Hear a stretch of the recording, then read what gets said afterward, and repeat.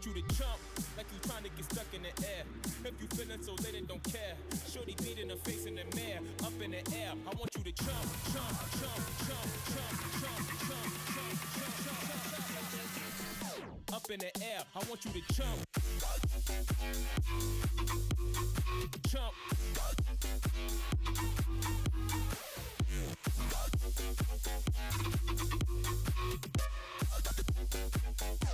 Like you trying to get stuck in it.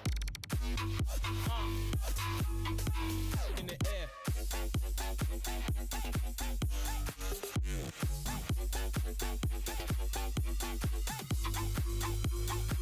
Like you trying to get stuck in the air.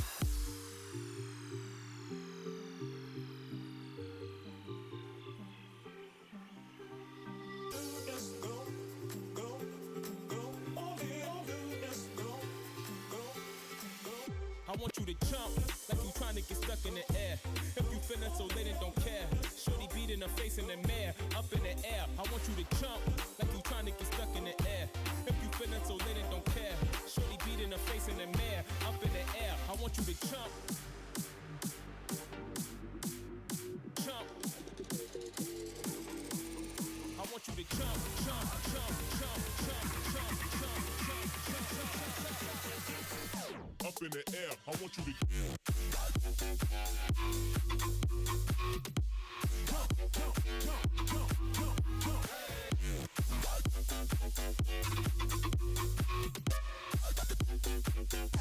Like you trying to get stuck in it. Gotta get it, in the air.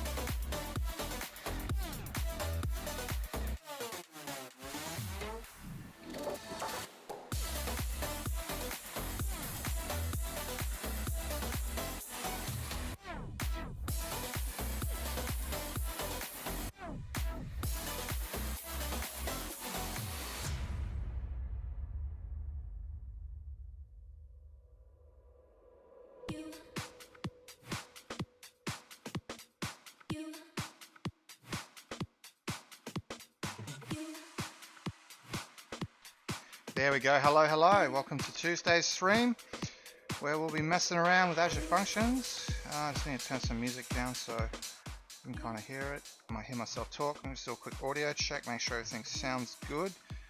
Okay, just make sure everything looks right. Check, make sure everything. Yep, good. Yep, good. Looks good. All right, sounds good. All right, just gonna make some changes on this other screen, and then we'll get formalities started.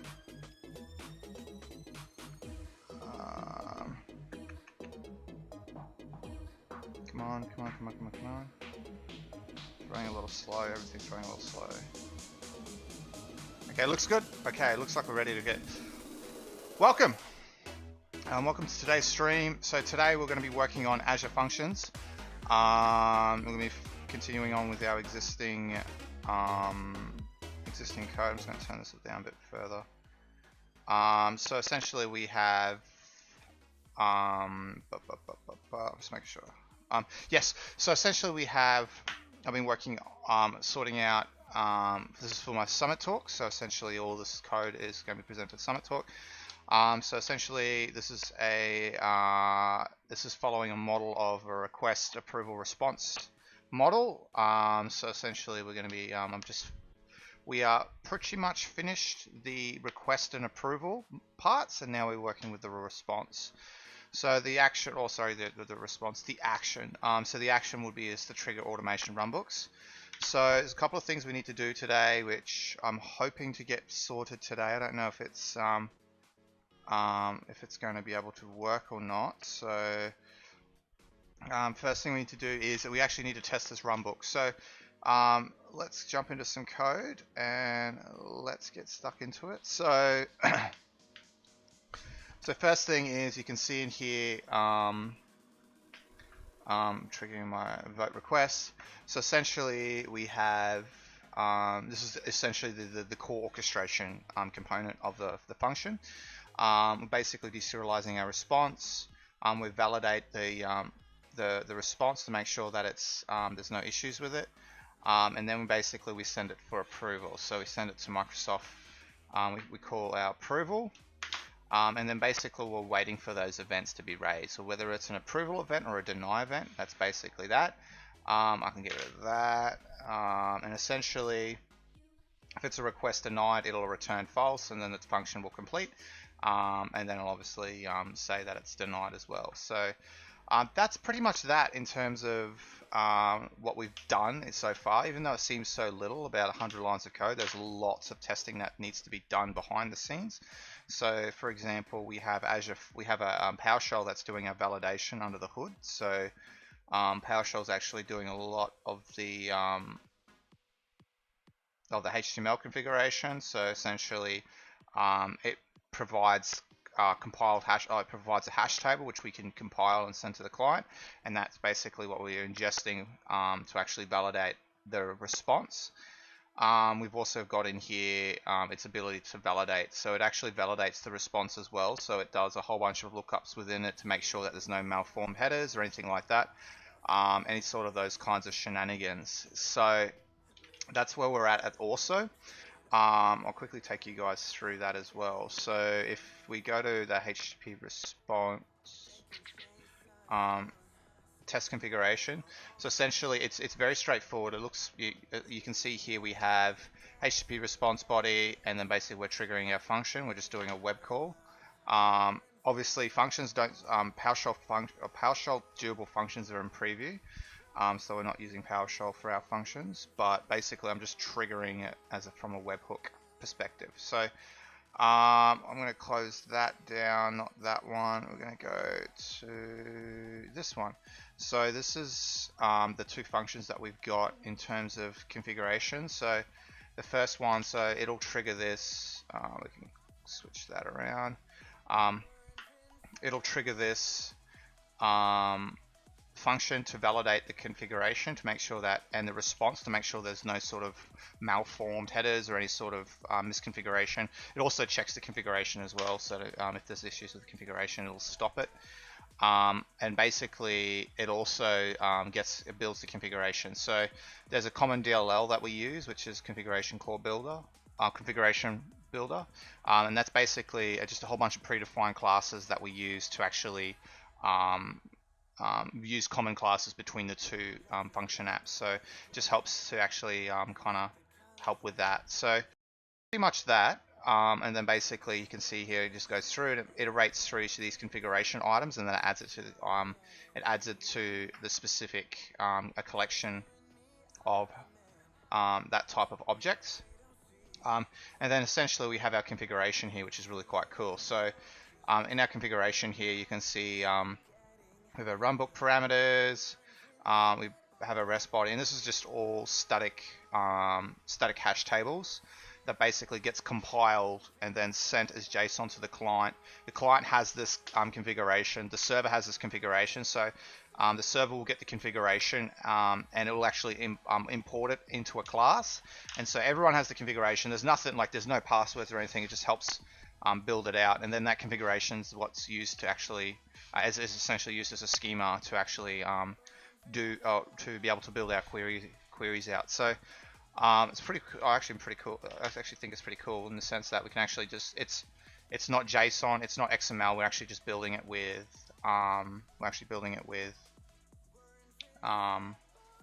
hash tables. Sorry, I just got distracted for a moment. So yeah, that's where we're at the moment. So let's get stuck back into it. So we can actually go do a bit of a demo of this now. So let's go ahead and start it up. So let's go and have a look at it.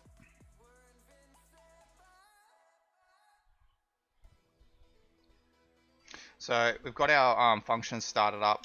I've cleared all the durable jobs under the behind the scenes, so we should be starting afresh. I'm just going to make sure that I'm just going to remove that. Invoke request. Do we have a breakpoint? Yes, we do. Perfect. All right. So what we can do now is let's go ahead to HTTP start. So what we're going to do here is we're going to trigger that. So if we go to our other Visual Studio Code here, I've just got some PowerShell written out. Let's go ahead and just run this in selection. We also need that token. The token's not valid, FYI. The token's not valid. I'm just ignoring token validation for the time being because I'd have to continually be renewing my token. And if I know it's working, then I'm just going to, yep, okay, I know it's working, comment it out, and then I can implement it back in the final solution. It's just a pain when you're actually trying to debug because then I'm going to have to go get a new token and I'm just wasting time. So what we can actually do now is tag this. So just hitting that endpoint, which is the invoke web request HTTP start, which triggers the durable function. So let's go ahead and run that. And we can see it's going to kick off. So let's just actually go in here. Wait for it. Oh, we've actually got to make sure I'm not highlighting. You can see it's kicking off. And now it's actually triggering the internal Azure functions. Obviously now it's bringing up a debugger, which is weird. I don't know why it's doing that. So it's now triggering that, which now any second we should get a prompt for an approval in Microsoft Teams. Here we go. So if I come across here, you can see I've got an LT self-service request. So now we can go ahead and approve that. I'm just going to put a comment there, approved. And that's now going to pass the request back using, I've just got ngrok running, which will then bring it back to here. So we've kind of done that full, we've got a request, we've got the approval, we've got the response for the approval, now we can actually go ahead and start actioning it. So this is where I'm kind of at the moment, where I'm trying to work out what else I need to do. So you can see here I've got my configuration. I know this is all working. Essentially I'm just making sure that the configuration is still matching up, so I'm always doing additional checks. And then down in here we're just going to drop a breakpoint. Let's go ahead and run this. Okay, cool. So now let's have a look at this configuration. What do we have in here?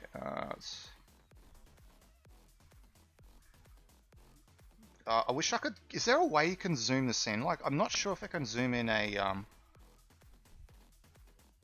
Is there a way I can zoom this in? I don't think I can. So I can't actually zoom in on a watch. Which kind of sucks because I actually want to zoom in on it so you guys can see. So essentially here, we can see we've pulled our configuration. I've got my runbook information, I've got the REST body, and I've got the content. So that's essentially the 3 items that is within this specific object. And we're basically using a bit of link here to ensure that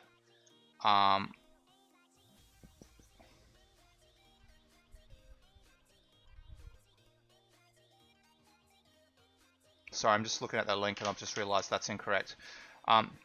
This link's wrong because we're using a where, and then I'm actually saying single here, and I shouldn't be doing that because essentially I'm just saying really select the first one if I'm saying single. So it's not going to throw any sort of errors. Are we handless? What's actually a better way to use link in this instance would be to go and this is the cool thing about durable functions. It'll pick where it left off up here, so we don't have to worry about rerunning the entire orchestration again, which is really cool. So if we go configs and let's just go, I think it's single or default.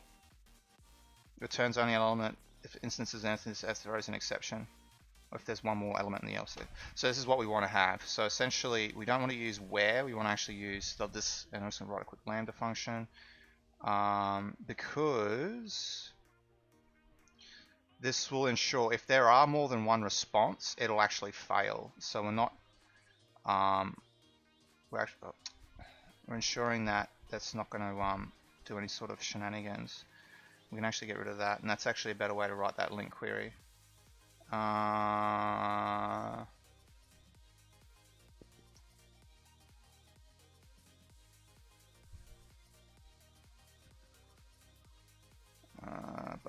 Response body type, perfect. So essentially that's my configuration, and then obviously if it fails we can just use stop function. I'm actually going to get rid of this. G'day Glenn, how you going mate? Just drive by and hey mate, it's good to hear from you mate. How's Puppet going, dude?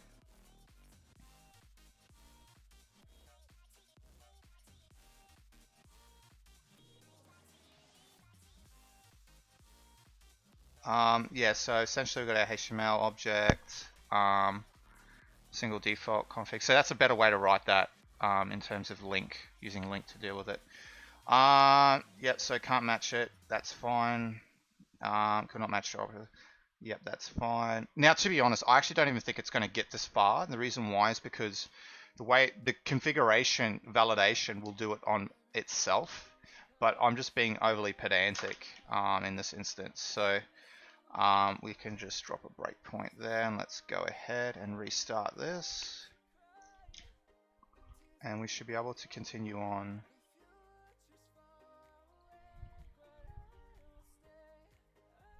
And it should pick up.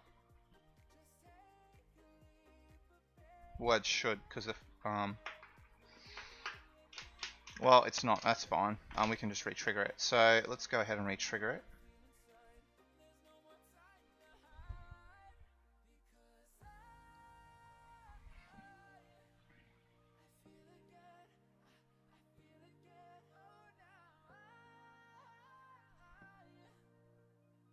Just approving the request now.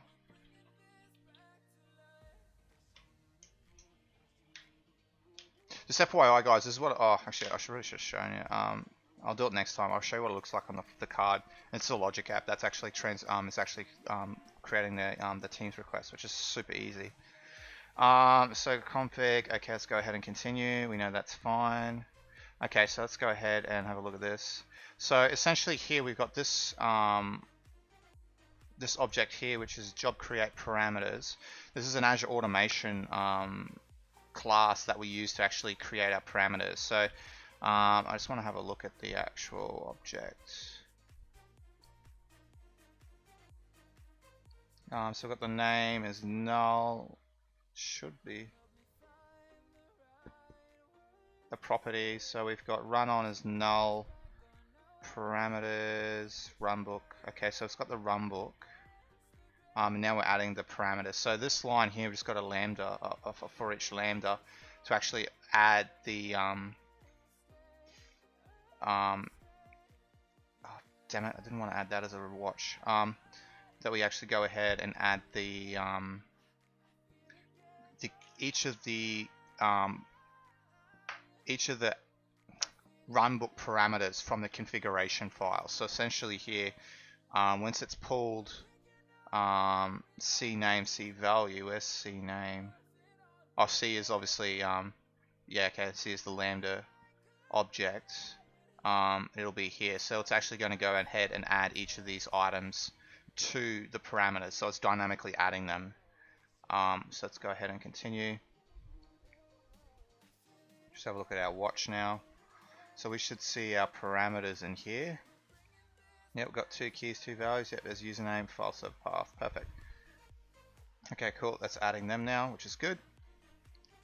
So let's go ahead and now trigger our activity. Now, you can't just step into an activity function because it's just not going to work. So what we need to actually do is drop a breakpoint into it. So we need to go to start runbook. This is the activity here, and I've just created some environmental variables because for some reason it just can't pull them. And we're going to actually add a breakpoint here. Let's go ahead and trigger this, continue. So now we should, yep, okay, perfect. Now it's triggered that, and we're now inside of this specific activity.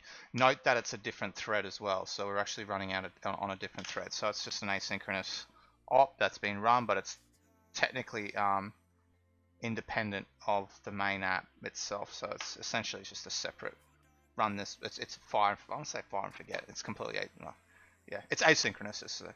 Okay, so let's go ahead. What's that? Go ahead and close that. Okay, so we have. Oh, I don't have debug turned on. Alright, so we've got our automation, resource group, automation account, hybrid task. I think. Let's go ahead and try and create a client.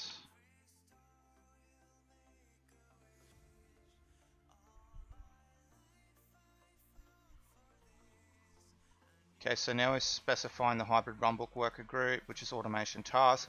So let's have a look at our properties. So we've got a hybrid runbook worker, we've got our runbooks, we've got our parameters. Now the runbook doesn't exist, so I'm going to have to retweak my configuration for that to work, but I just want to make sure that this works.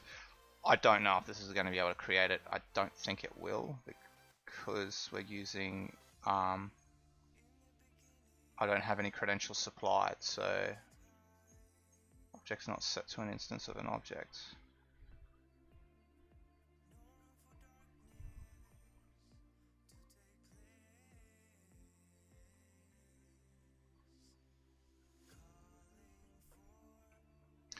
Thought that was going to be the case.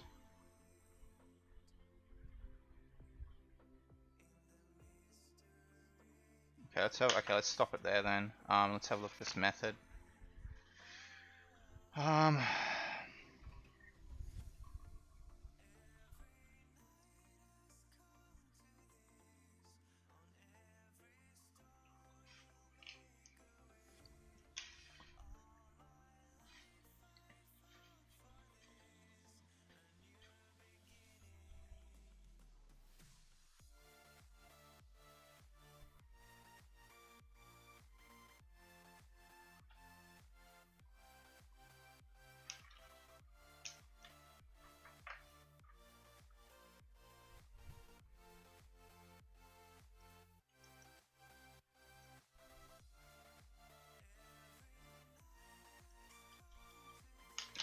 We're going to try subscription cloud credentials. What's that?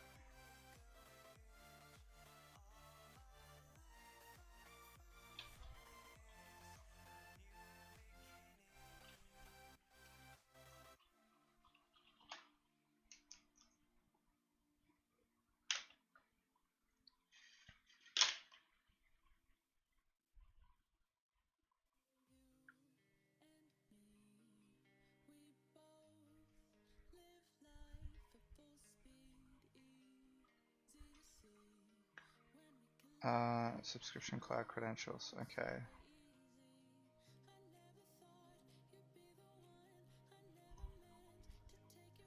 Off to MSN. have a look at this constructor.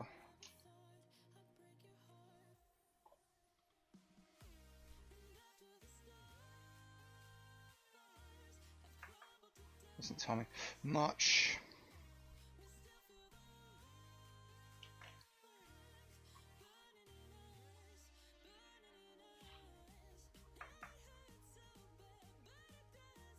Off the Stack Overflow, yep.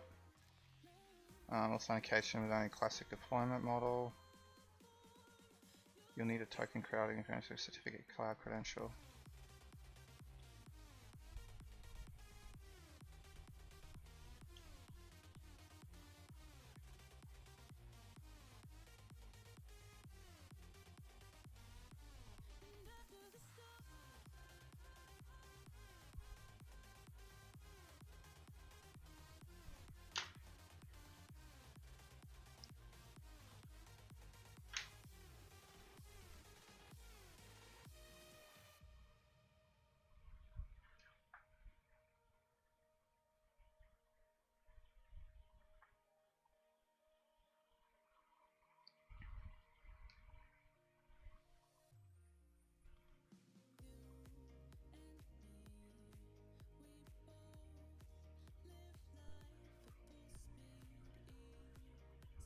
I want to know if it's passing through. I want to actually know how we create it. This dot credentials.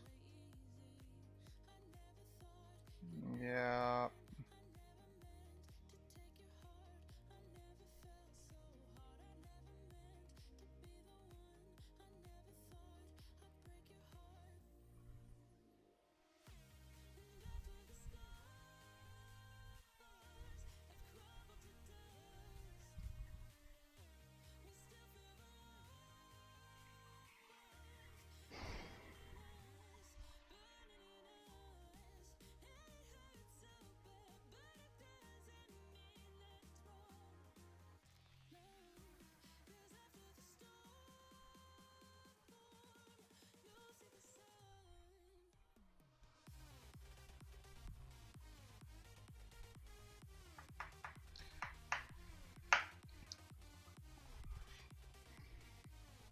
Doesn't show me actually how to create it. So I'm gonna have to have a look at this. That's token cloud. Am I supposed to use token cloud? Am I? Because the token-based credentials associated with a particular subscription.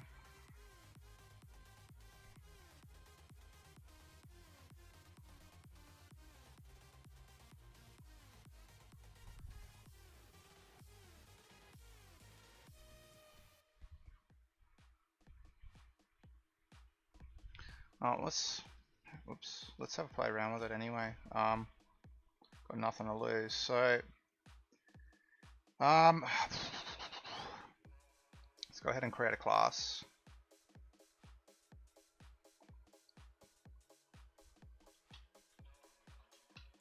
Let's call it Credential Manager.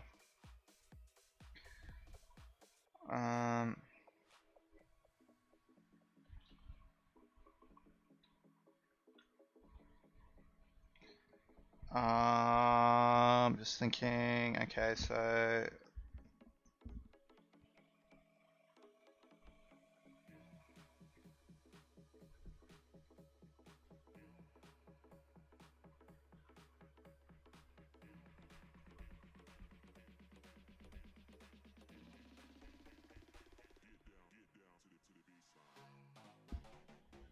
I'm just thinking out loud for a sec. I'm thinking I might want to structure it the same way I'm doing it before, because I just want to prevent excessive querying. So if we can put it into memory, it makes it a bit easier. So what I'm going to do is I'm going to copy, not this one.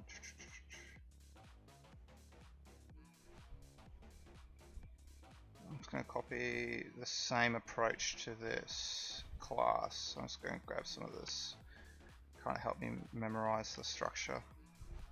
I remember it. Okay, so let's go public.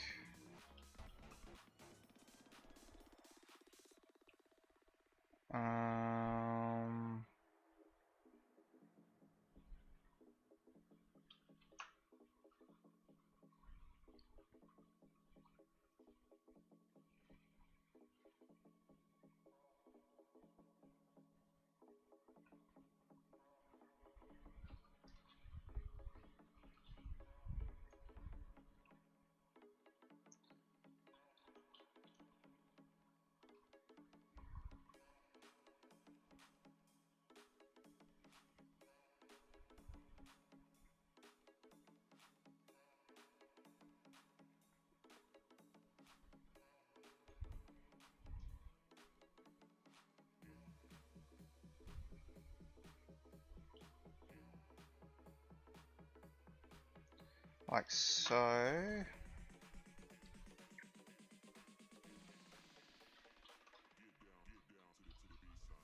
Just add that class. Async. I want it to be async. Let's get rid of you.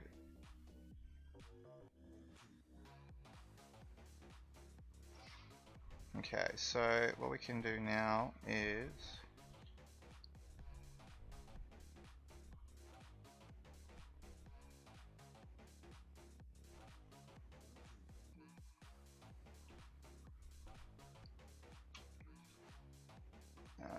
creds, and then we can go get credentials like so.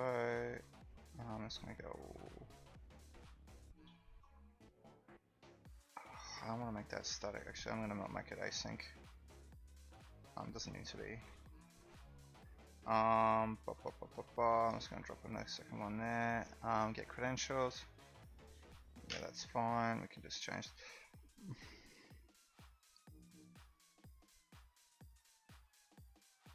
Could even just probably embed that, to be honest. I could just embed it. I might even do that. Alright, so let's have a look at what we need to actually do to create this.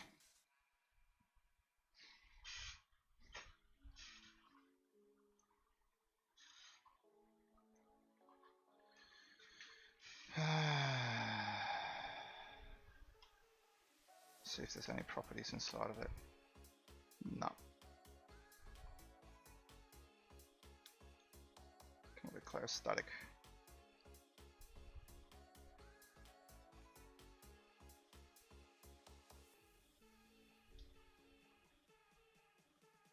It's a static type, that's why. Okay, let's head back. I knew there was going to be a roadblock.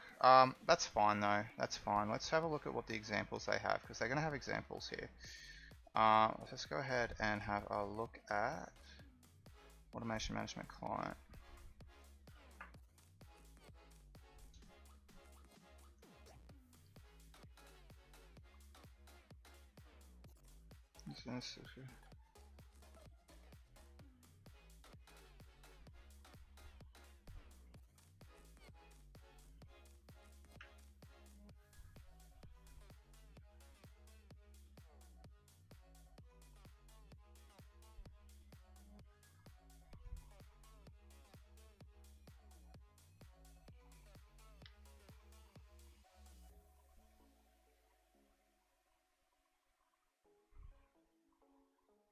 New certificate cloud credentials. Okay. Must be just okay. So using certificate cloud credentials, subscription ID and certificate.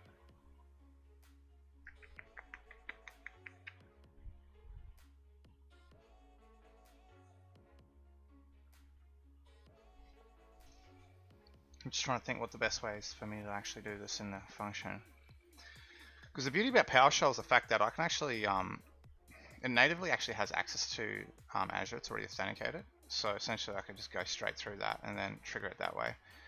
And that's like a workaround, but it's not something I want to have to do.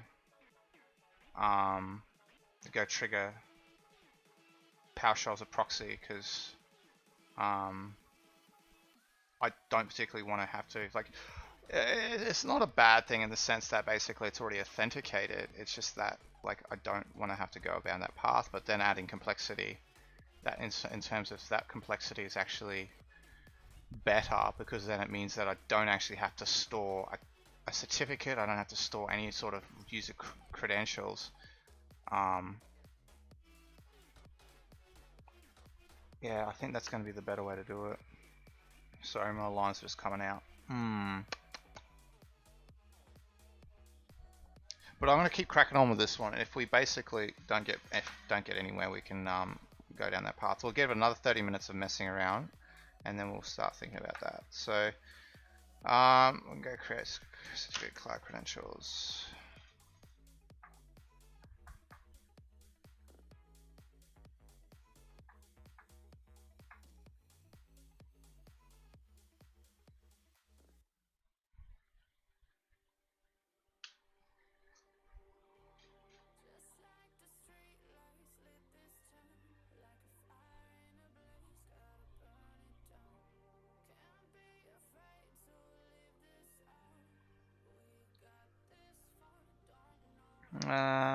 just want to have a look in the code project's alright. I'm gonna need to make a certificate. I don't want to make a certificate. I just don't want to have to make a certificate. I think that's an extra step too many. Now I gotta put a password in it.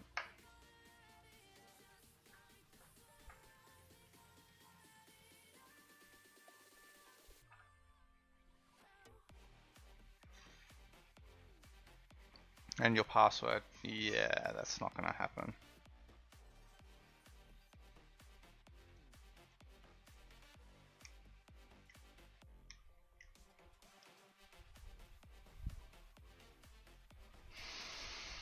Hmm.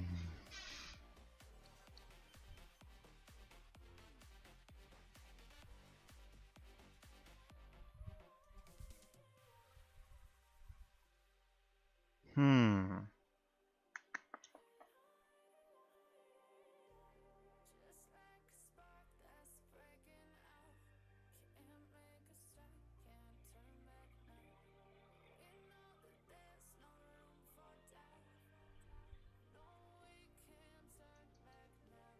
See what other types there are. I think I'm gonna have to use it. Not a fan of it. Not a fan of it at all.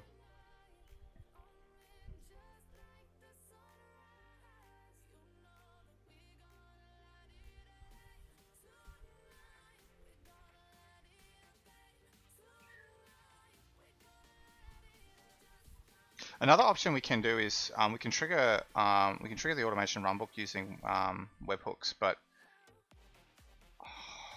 I don't know. I just think that's a bit risky. So I'd rather internally trigger. Already got AZ connected, so let's have a quick look in PowerShell. Let's just quickly pump that out. So let's go have a look at import module. AZ.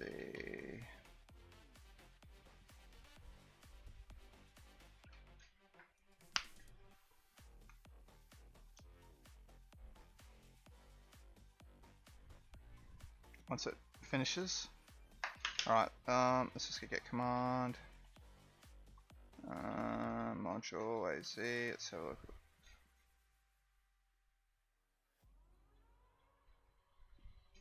I'm just gonna... Okay, I've got a few here. Not interested in Azure RM. I'm only interested in AZ.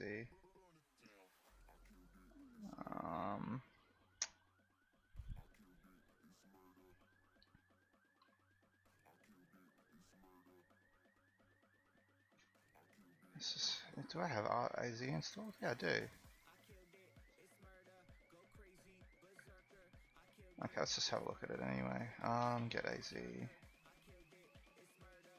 Schedule, service bus. Okay, cool. Let's just go. Let's have a look for automation. Automation account, automation certificate, automation connection, automation credential, DC completion. Okay. We're looking for hybrid worker. Let's have a look for that. See what we got. Okay, we need to provide some details. Let's have a look at that.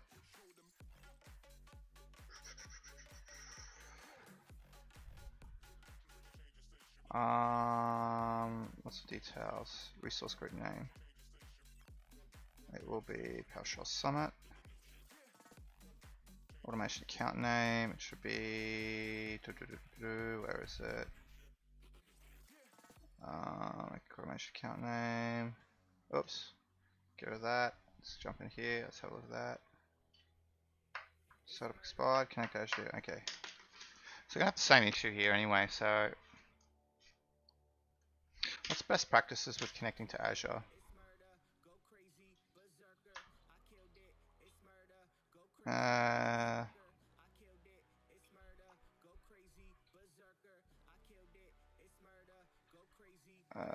Function app. Best practices for Azure functions. Write functions to be stateless, write defensive. Yep, that's fine. Scalability. Yep. Use async code but avoid blocking calls. Yep. Multiple workers. That's fine. Oh, it talks about credentials. Creds. Cred. No, absolutely zilch. Okay. Alright, we are... Manage connections in Azure Functions. Here we go. Functions and function app shared resources among those shared HTTP connections, database connections. Yep. Function racks in a sandbox environment.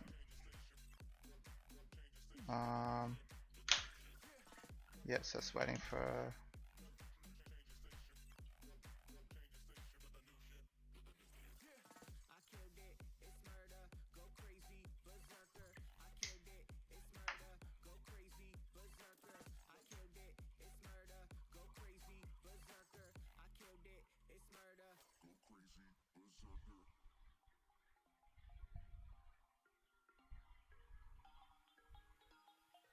Yeah, it's all SQL stuff. Okay, so if that's the case, we are stuck with that. I don't really want to have to use a certificate, but I understand it. So while we're not going to have to use a certificate, we might as well learn how to do it. We might as well learn how to do it. Alright, so let's get tags. Here we go, class.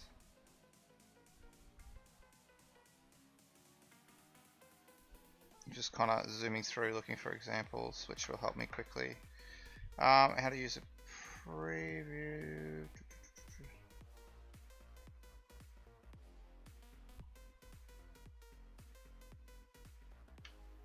Alright, so downloading compiling code. Yeah, okay, so we're going to management libraries, including create a new Azure management certificate. To use this management API, you need a management certificate. Certificates used to establish the connection.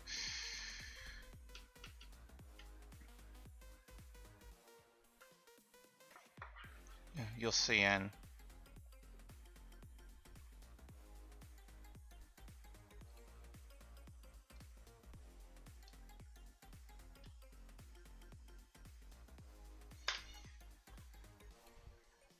After you create a certificate, you'll upload the cert file to Azure, log on and click on Settings Certificates. You'll find an upload button.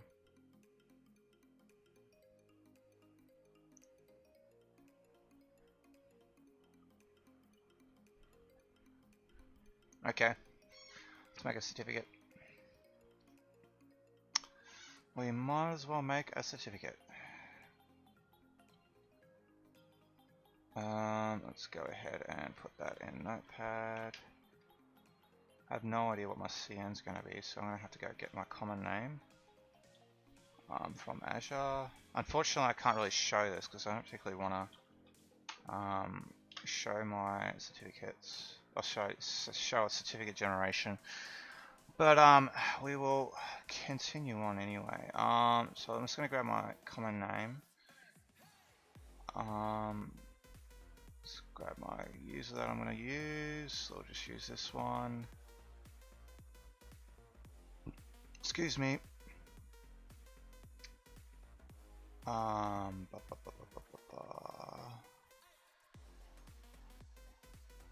think common name is just going to be administrator. CN, your CN.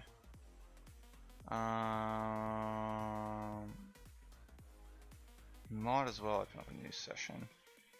You guys can watch this part, I reckon. So we can go to D. I'm just going to clean out D drive. I'll clean out D temp anyway. I've got so much junk in this temp directory. You literally have temp directories everywhere. I have one on my desktop, one on my D drive, and they just fill up all the time. I just forget to empty them, and they just fill full of trash. Why is this not typing? There we go. Let's go ahead and trigger that. So, so let's go ahead and make a certificate. Turn make cert. I thought make cert was already available. It's part of the Windows SDK. You can download it here.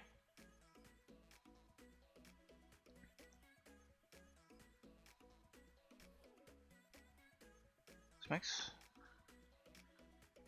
make cert. I'm just wondering if there's a another way to do it. I don't want to have to go download an SDK. Is it make cert creates here? It's deprecated. Okay, so we just use new self-signed certificate. Okay, we just use self-signed certificate. I'm gonna have to translate everything now, which is kind of adding to the complexity, but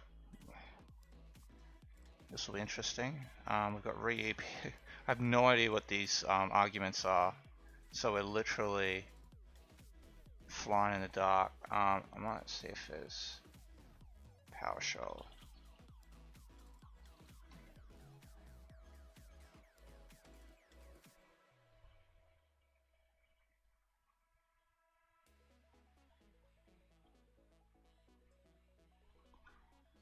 Makes Azure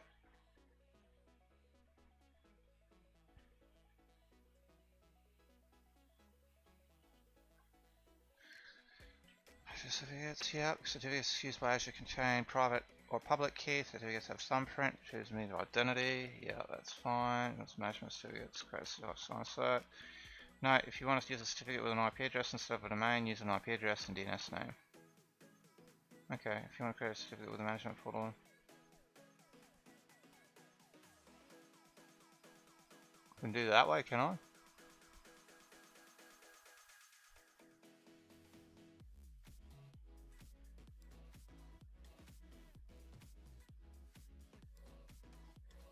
Okay, you can upload it, but you can't create it, looks like. That's fine.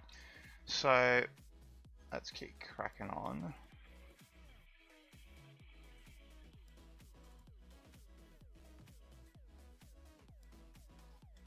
Well, your self-signed certificate. Alright, so let's go ahead and crack this open. And let's do it. We'll actually open up in VS Code.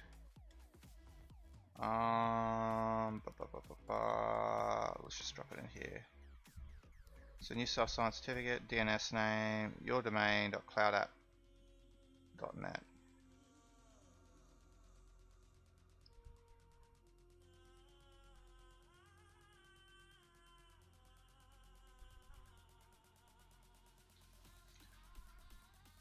The Cloud App. I don't think it'll be Cloud App.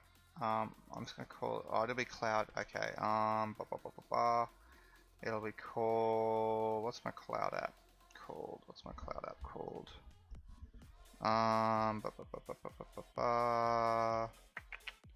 Just kind of going through trying to find that now. Where's app registrations? There it is. What's my app called? Automation Task Client.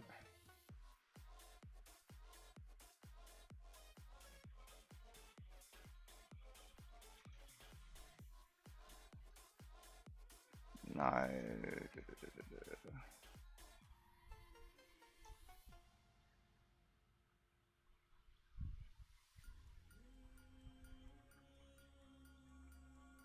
Cannot acquire an SSL certificate for the Cloud App or any other Azure related domain. The certificate subject name must match the current domain name used to access your application. For example, contos.net not. Okay, so it'll be okay, it'll be my that.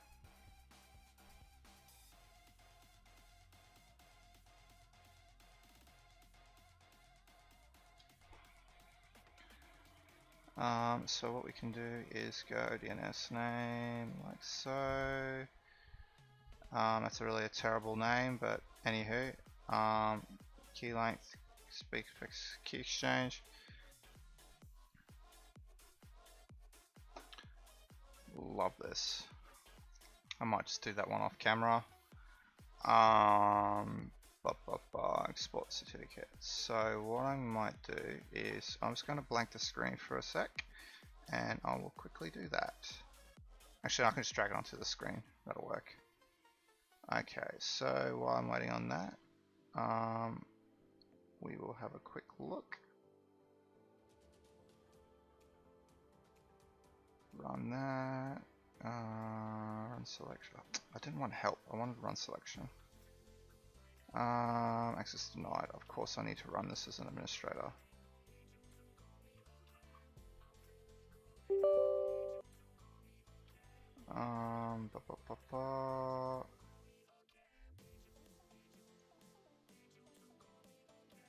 I need to put that password in. I'm just gonna can that, drag that over here, close that down, keep pass.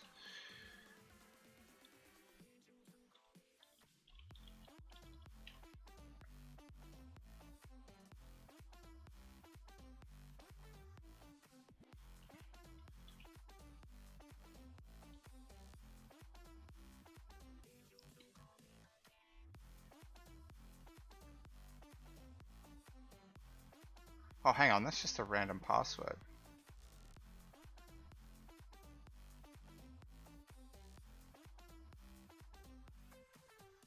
Oh, well, I'm just going to generate a random password for it then.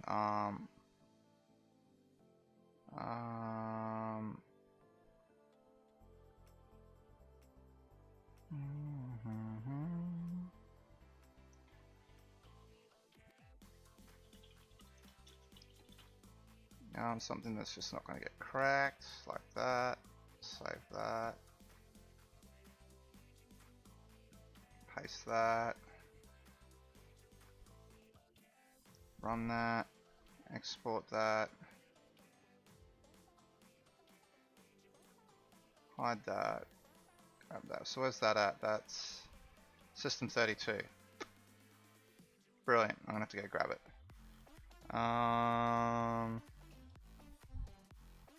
So I didn't think about my location. System 32.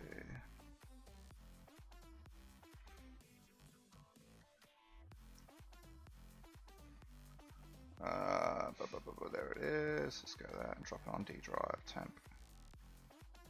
Like so, continue. Okay, there's my file, there's my certificate. We are done that. Good to go. Sweet. So now we've got our certificate. Let's load up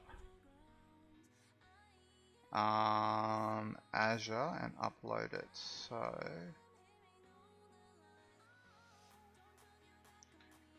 creating self-signed certificate. Yep.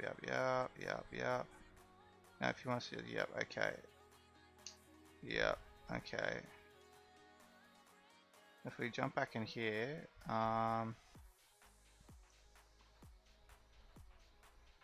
silver light. Oh, sorry, I just laugh at that. So now we can upload it. So log on and click on Setting Certificates.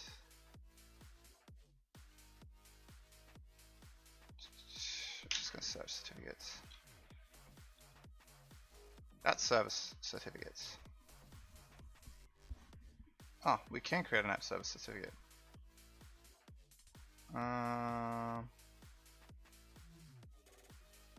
Make a domain host name.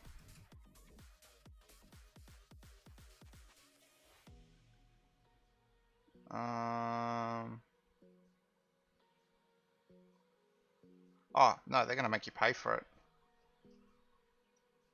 Because they're actually legitimate. They're actually going to be signed certificates. Okay, well, we're not going to be doing that. We're going to be uploading an unsigned certificate.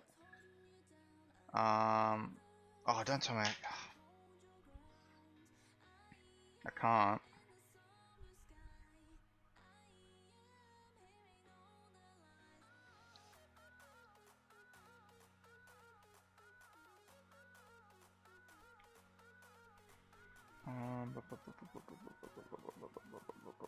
Credential certificates.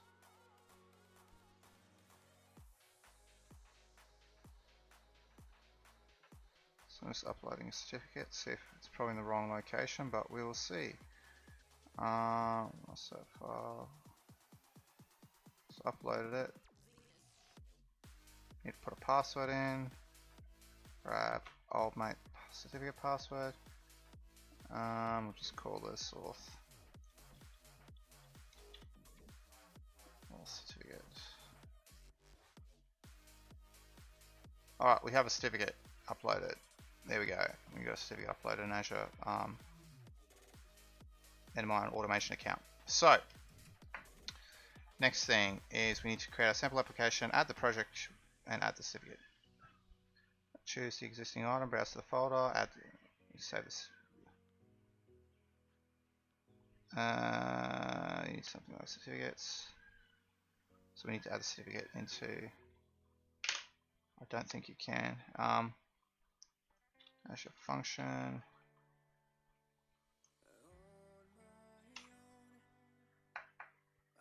I think we can go from access to function.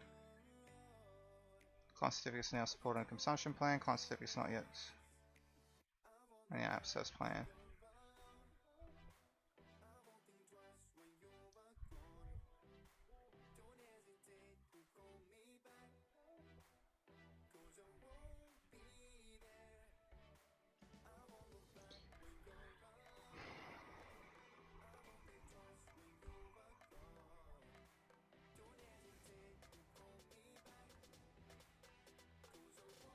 Well, that's all dandy, fine and dandy, but how do we troubleshoot this in how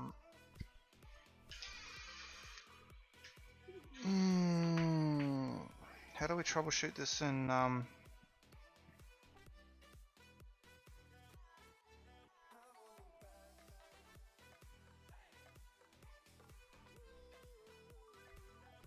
locally? Like, essentially I have to manually load the certificate.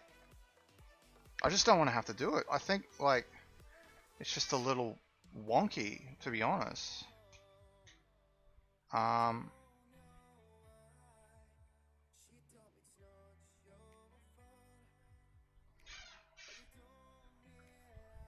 I can understand why you need to use a certificate, because you obviously need to authenticate with an endpoint, and you need a common, a known a type. But how do we do this locally?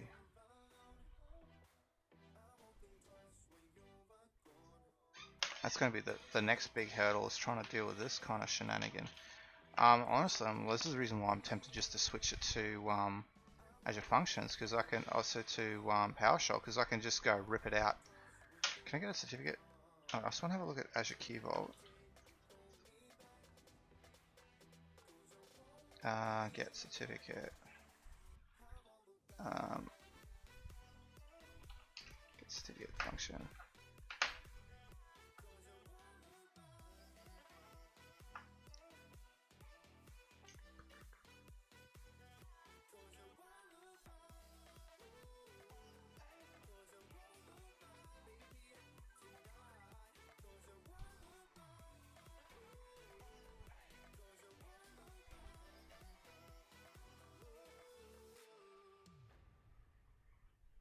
Then the setting value of the base 64 string will be in certificate PFX format, substantiate like you're in an Azure function.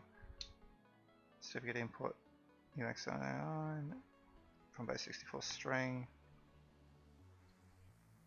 Okay, so we can read it. Might have just put it in Azure Functions. Oh, sorry, in Azure Key Vault. So I'm going to do that now. Let's go ahead and create a Key Vault.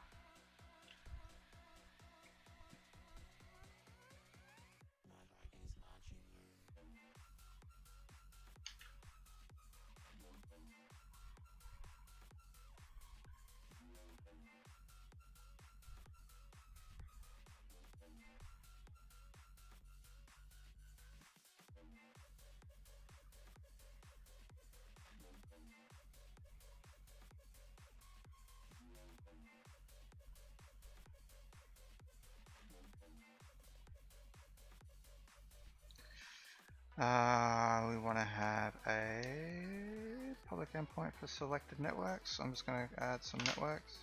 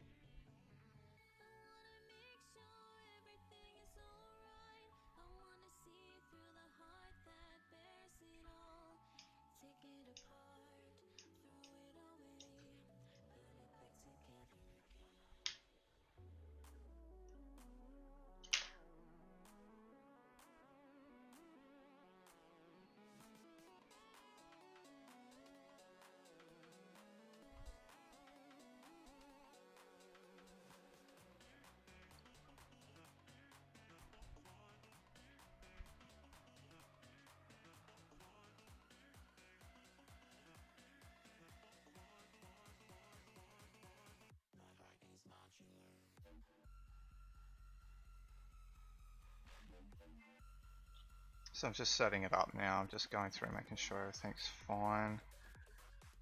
Select the principal, just add the administrator.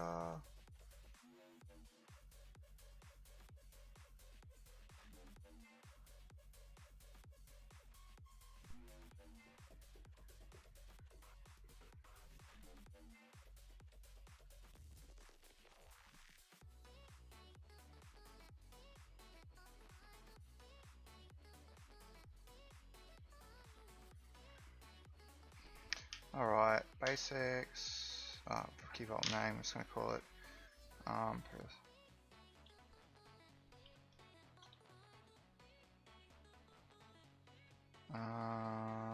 Max access policies, networking, tags, review and create. Go ahead and build. Thank you. Alright.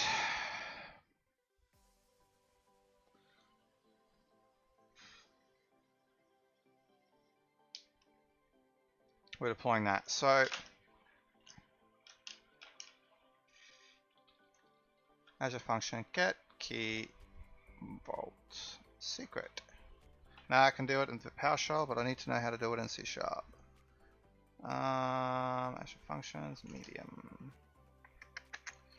Yep, can create in the vault, key vault create, converting, configuring the Azure function, access policies.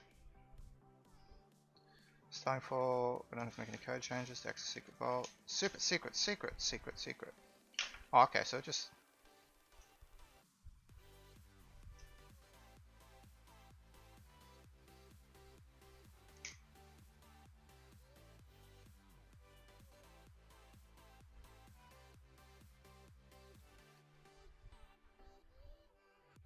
Super secret. I love Azure functions. Okay, so gets the environmental variable super secret. Sorry,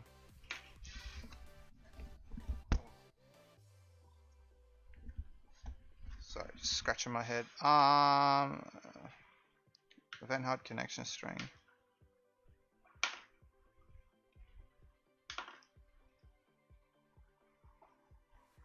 This can connect to the development event hub and use some development secret. Okay. Shared access key.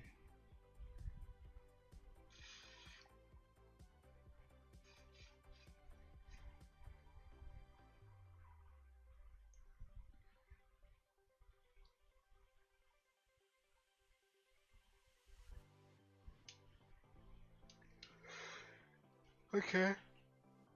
Oh boy. Okay. Doug, really, here's what app will look like to get my secrets.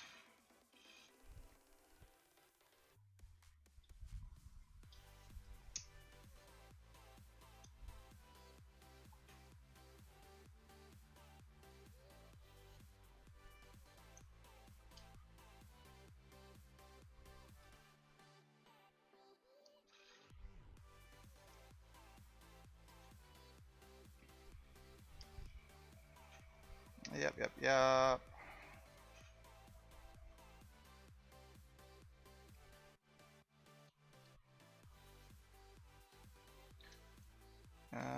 I think it's gonna have to authenticate. Create Azure Key Vault, Unity Azure Vault Service. Yep, set your pricing to you. That's fine. Secrets. You need to get the URI of the Azure Key Vault in order to compose a get URI to a specific secret.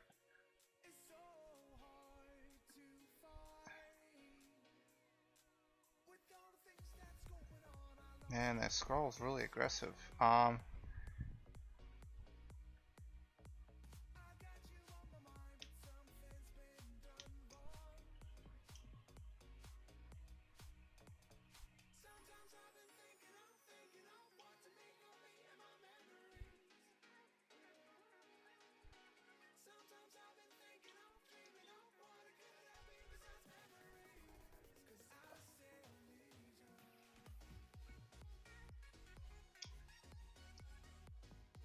So it's actually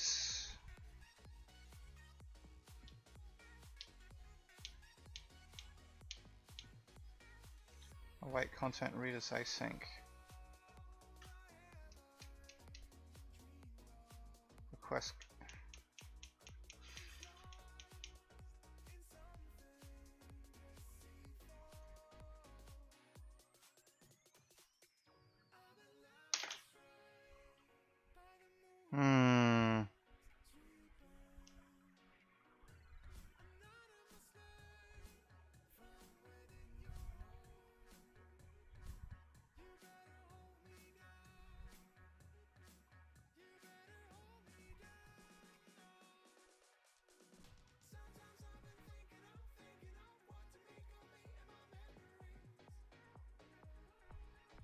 Interesting. Have to struggle through this one. I think the other one's actually more relevant, to be honest.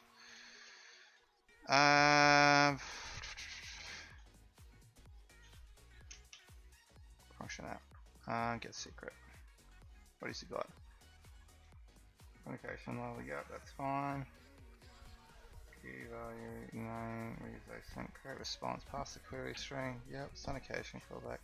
Get client ace, get secret async, key vault URL, secrets, name, configure await false. Okay, so we can get a key secret that way. Let's have a play around with that, because I think, what's it using? It's using Microsoft.azure.keyvault. So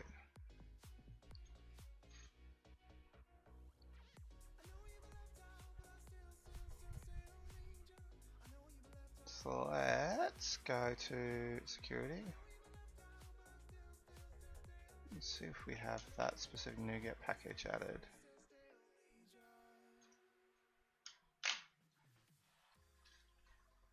What we can do is we can test it with just a ABC123 key, and then we can actually add the certificate itself.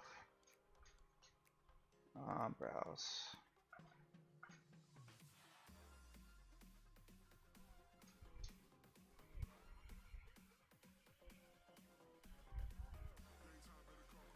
This library has been replaced by the new Azure SDKs. You can read about the new Azure SDKs.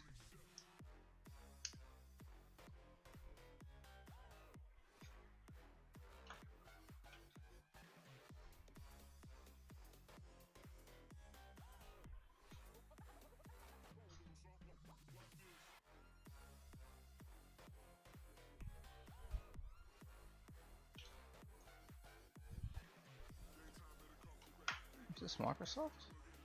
No, it's not. Okay, so where is it then? Azure.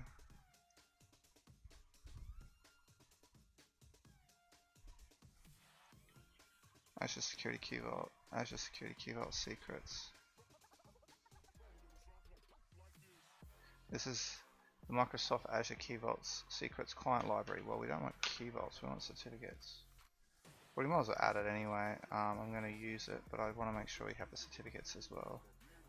So let's go ahead and install it. We'll just go latest stable, it's just fine.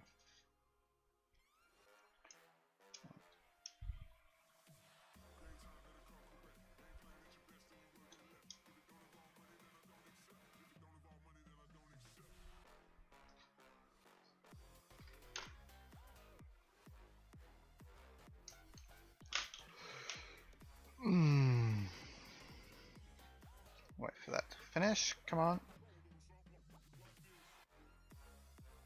Alright, so we've done that. Let's go ahead and add our other one. The reason why we'll use this one first is... No, that's fine. Just looking at the arrows down the bottom there. Certificates.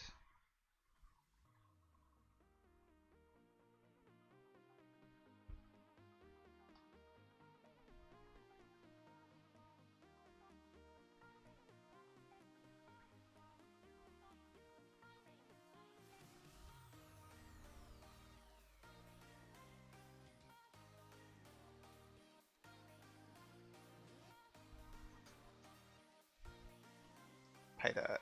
That's the one I want.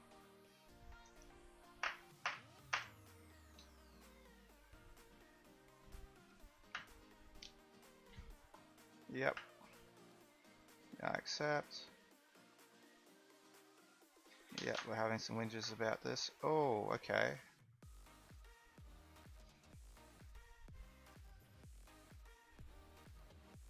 Yeah, okay, that's fine. So let's go back to security here.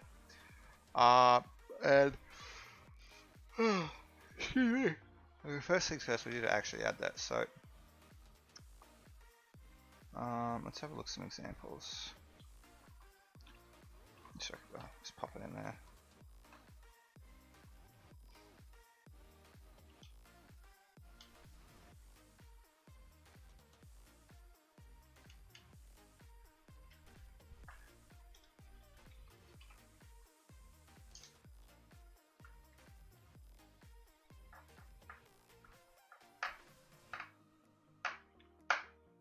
GitHub, let's have a look at GitHub. Is there any sort of, it's just release history. I don't want release history, I just want to see some examples. Quickly see what needs to be done.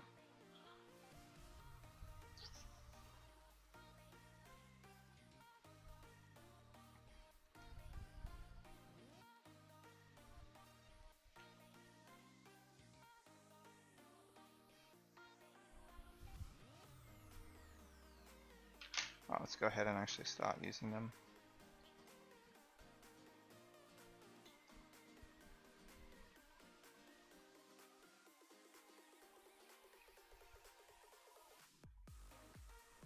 To install the secrets?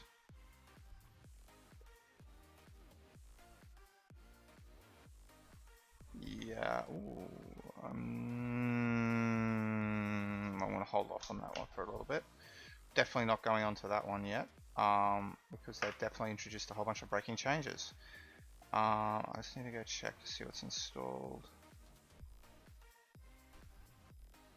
Key vault certificates.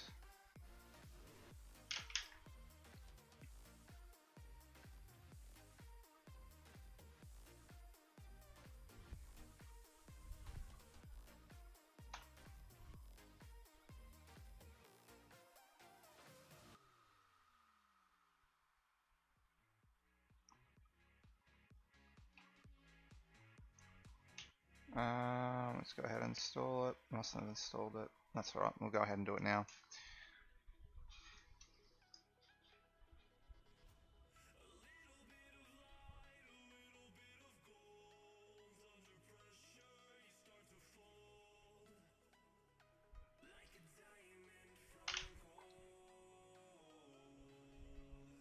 Okay, let's go have a look at some examples.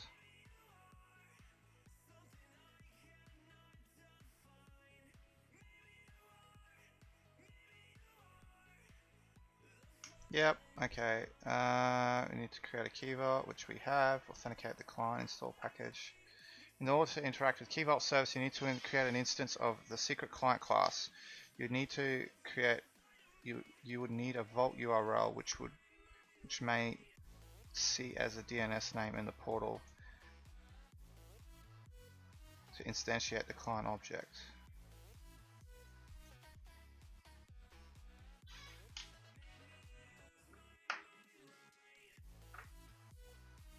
It's like this is how we. Okay. Create a new client secret.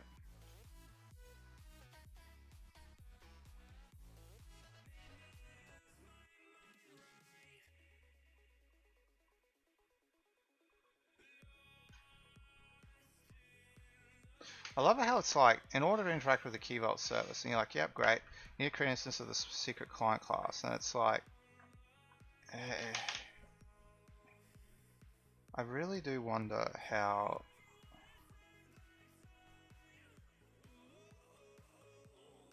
Okay, let's just go ahead and create it.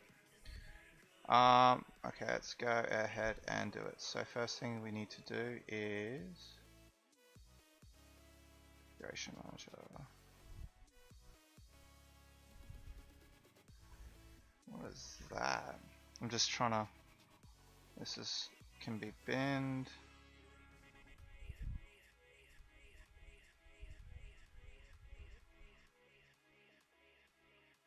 This is security.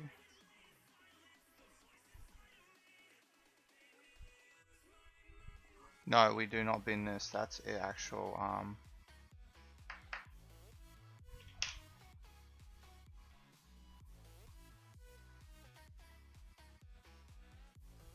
This is actually my token validation. No. I was looking at it, I'm going, this doesn't look relevant, and it is relevant, 100% relevant. Alright, so here we go. Okay, so let's just, I totally added those, we don't need them, they can get out. Save that, they go in here. So what we need to do here is we can create a secret. Secret client.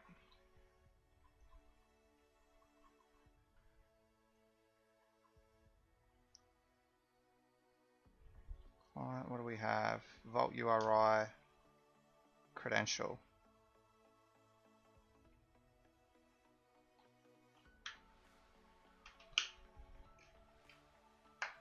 We're with this token credential to get a certificate. I don't want to.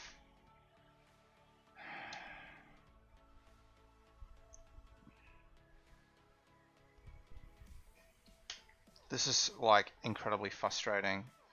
To get a certificate from Key Vault, I have to authenticate with a token.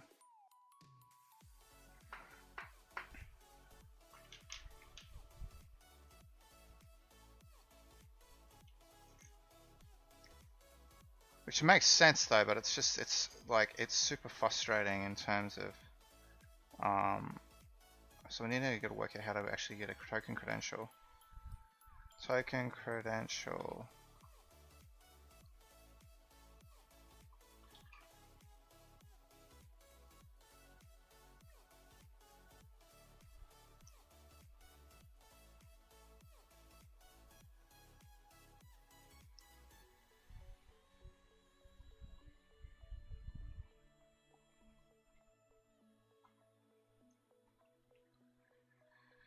Function app.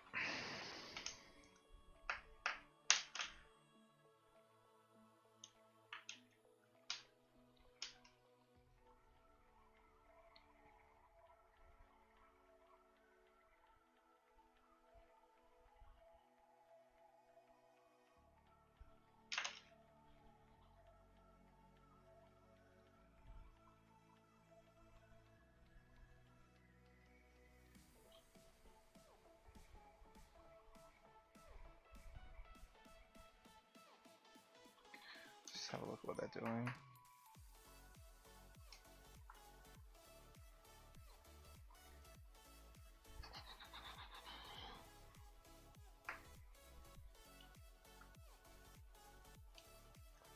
Alrighty, let's see what else we have here. Token credential, new access token, refresh token, which is an interactive logon, which is going to go through OAuth, which is everything that we don't want to do, because essentially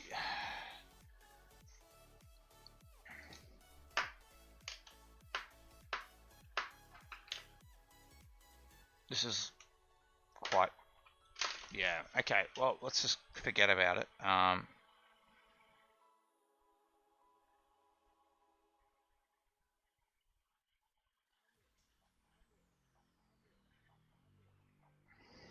It's not ideal for a hardcode certificate, but I don't want to do that. Pass subscription ID and the certificate to the cloud credentials class constructor.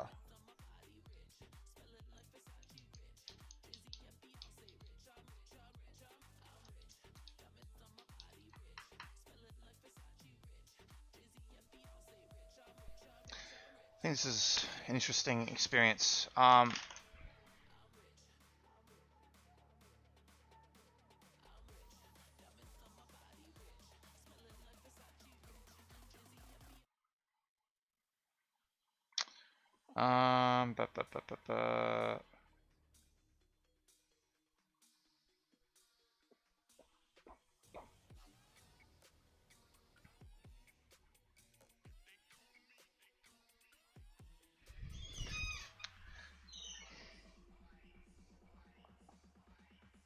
I'm just trying to think in my mind what the best approach is here, and I can't honestly figure it out.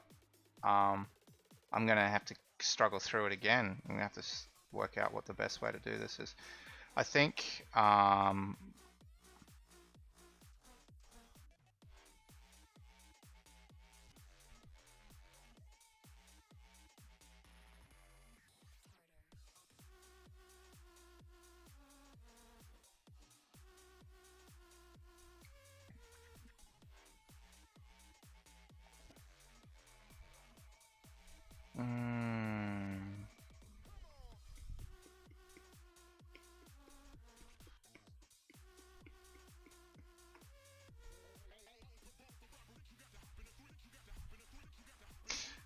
I'm gonna use PowerShell.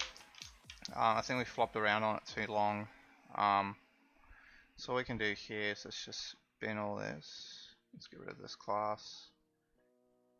Delete that. So what we're going to do here is We're going to stop that because essentially we're connecting to the Azure account using our identity.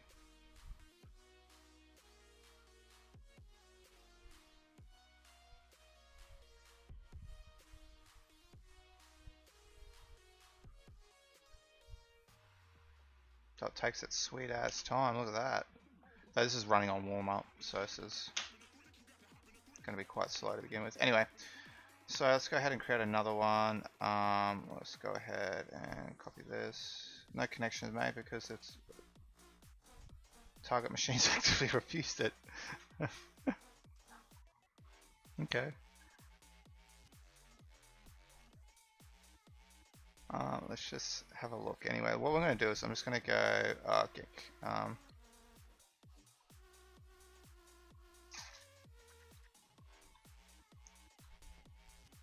On start runbook.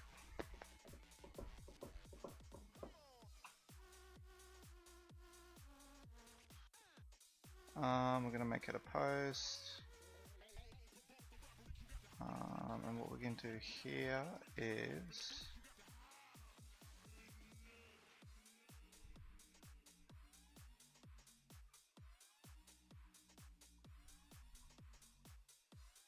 you can actually just use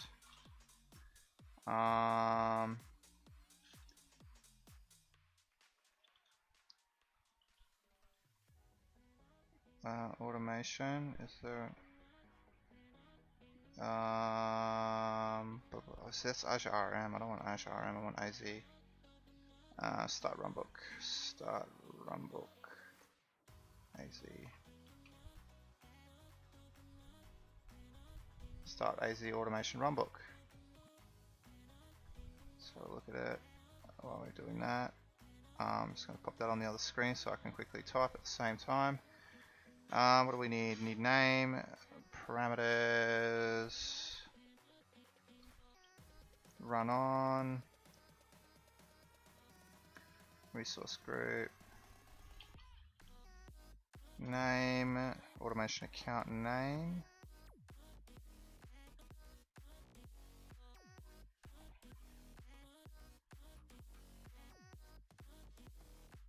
So that's the default.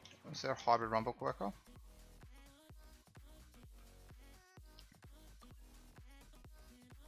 I think this.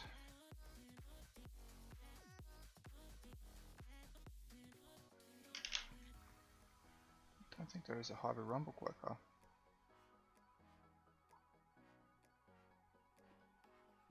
Hybrid runbook worker.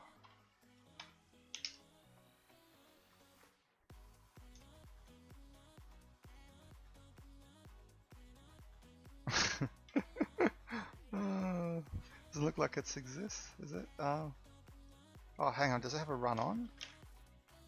No, it does. It does. Okay, thank God. It has a run on. So the run on here defines the hybrid runbook worker. Okay, perfect. All right. So what we can do is I'm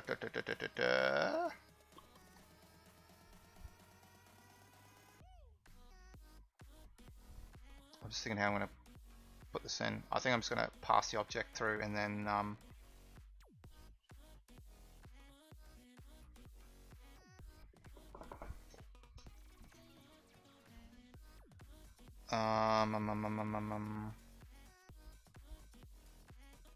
we can create a class and we can just serialize it as that, and then that's it. Done. Finish. Close. End of story.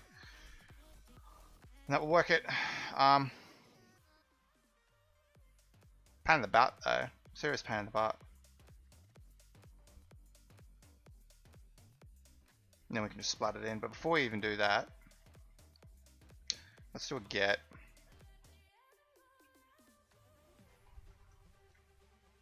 Because I want to see if it can actually query it. That's going to be the important thing right now. So if we just need to have a look at the get. Just going to put the resource group name, automation account name. Let's just pop in the resource group name, which is PowerShell Summit. And then the automation account name, which is, what's the automation account name? Oh, sorry. Let's go grab that bad boy. Automation task. Okay, so I'm just going to comment that out. I'm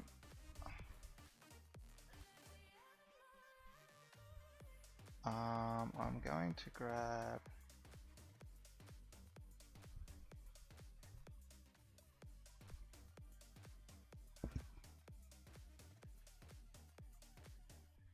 just paste that like that, and then I'm just going to say results, and then we're just going to serialize that like that.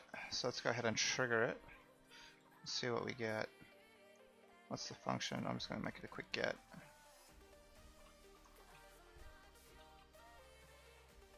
Like so. Let's go ahead and start it up. No, don't want that.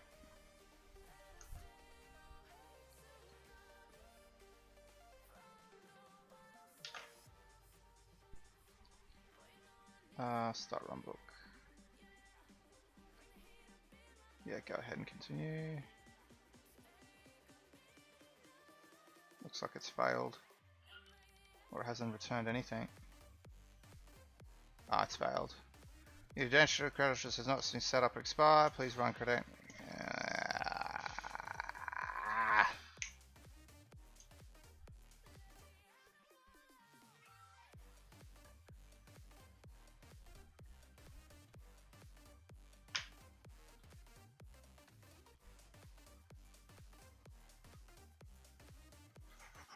Alright, that's fine. Let's just give it a go.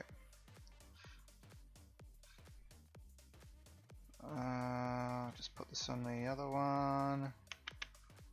My private session. Enter that.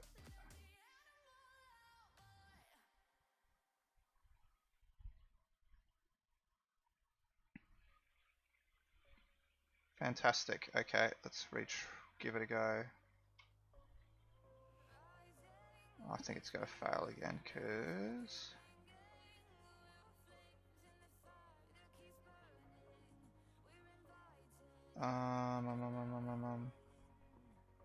just go ahead and restart it.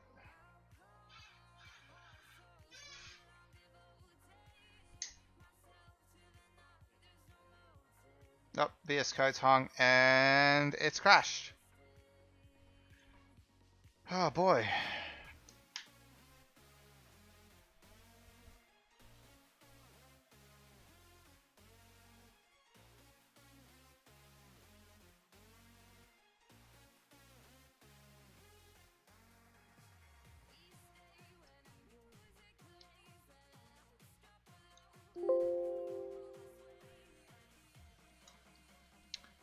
And I've lost Ngrok. It's going to have to redo that. That's fine. I think we're just going to have to disconnect for the time being. Focus on this one. And we can then reconnect it up later, which to be honest is fine.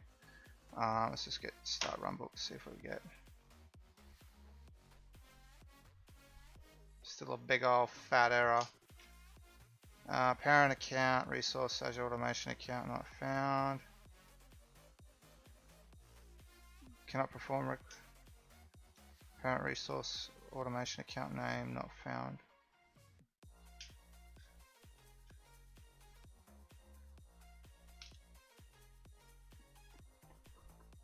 Okay, let's have a look at it then.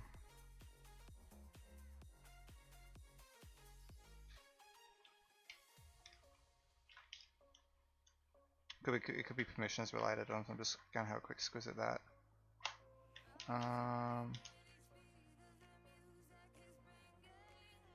Could also be the fact that I'm misspelling something. So I'm just going to can this.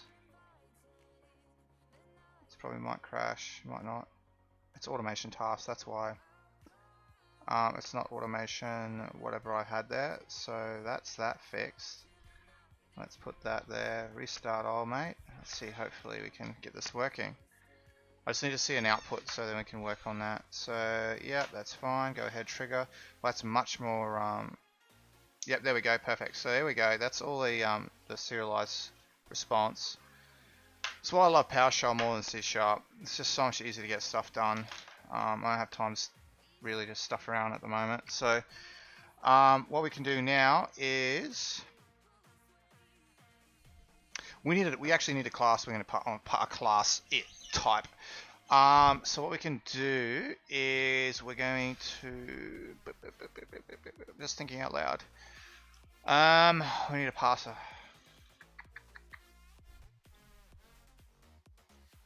I'm just thinking out loud. Okay, so what we're going to need to do is essentially we're going to need to pass those objects in. My idea is literally just to pass them in and splat the start. That's it. So it's literally just pass it in, start, done. I think, however, though, I do think a lookup would be preferable.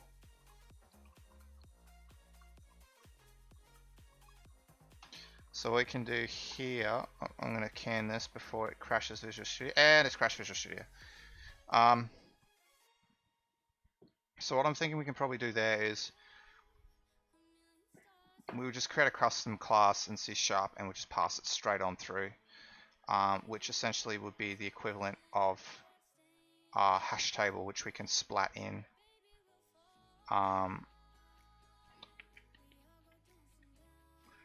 We'll create a hash table and then we're just going to splat it in that way. So we're actually going to create a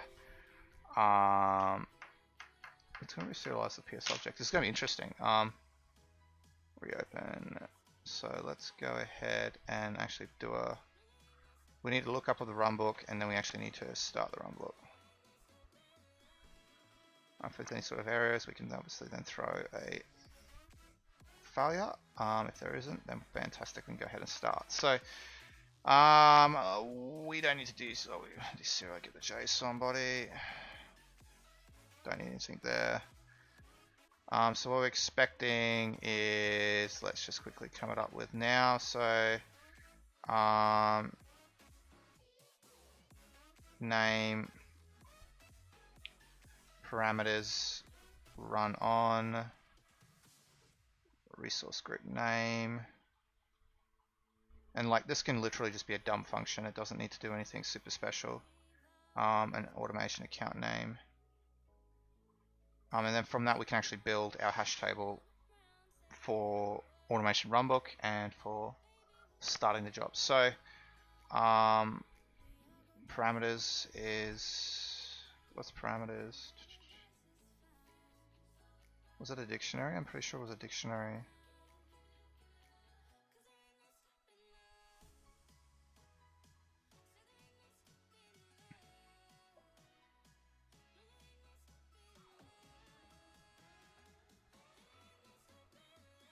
It's an iDictionary. Okay, so we can just pass it as a hash table. That'll do that. That's fine. The problem is that when JSON, when the objects serialize and deserialize, it'll actually it'll deserialize as a PS object type. So, oh no, it won't. It'll actually be all hash table. We should be able to splat it all in. This is fantastic. We actually might be able to splat the entire item in. So we can actually just do params. And then we need to create a, we'll just call this start params. Like so. And then we need to have a get params. So we can just go request up body, and then we can just go, is there a select this hash table? Process.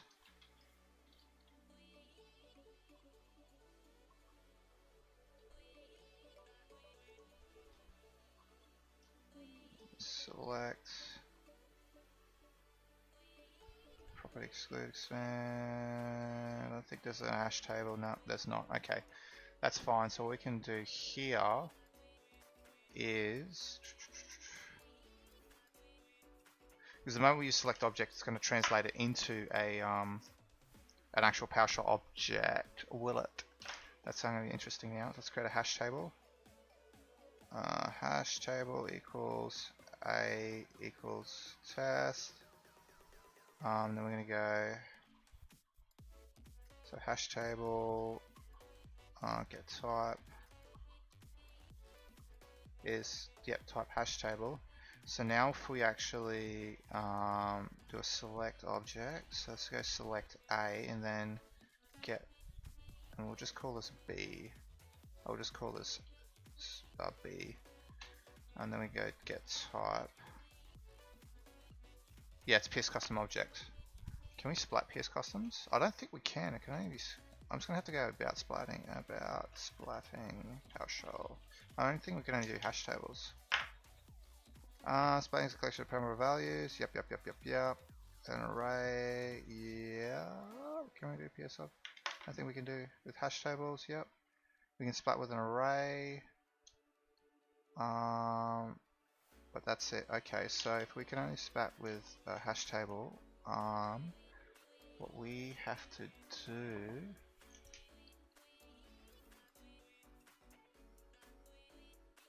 is just do this. So we just go start params like so, and then we can just go pop, and then we go resource group name, because all that is. Oops. We need to actually do this. So, and we can go and this. So we can go resource group name, and we can go automation account name. Just get edge. And we have a name as well. Now, name, does that translate to the set? Yep, there's a set. So essentially, we're going to be using the same parameters. So we can go start params.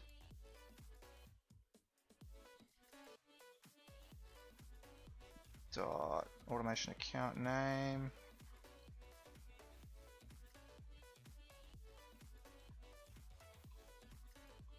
Like so. So essentially we can get our name. And then all we have to do here is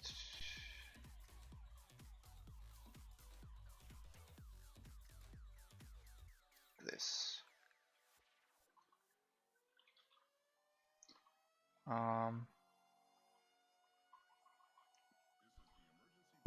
Now I have no idea if this is what the actual output is for a runbook that doesn't exist.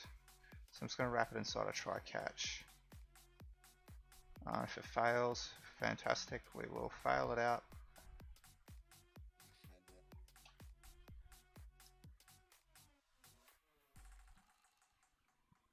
And we will return.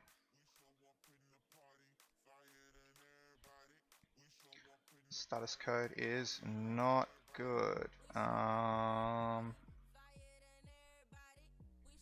Just give it a 404. Not found. Where's not found? There it is. And then we can just basically say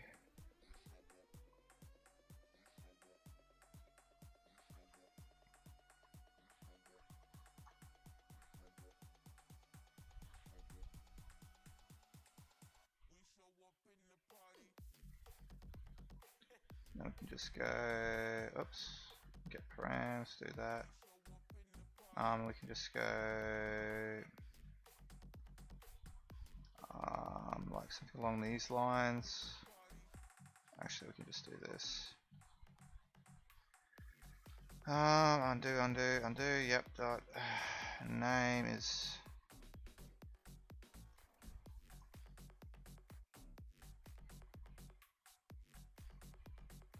We can just do this. And that sorts that. I'm just going to do an additional check just in case if runbook is null is equal to runbook throw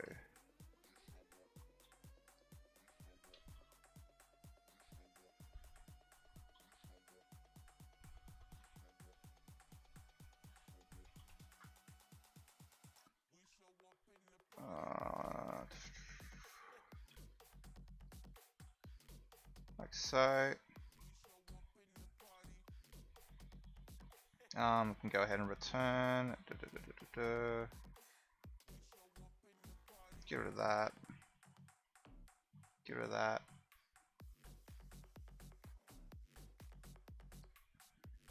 Do that, and then we can just do this. And then all we need to do is splat it in. So we actually super basic. So just wrap it inside a try catch if there's any sort of issues. Let's go get it.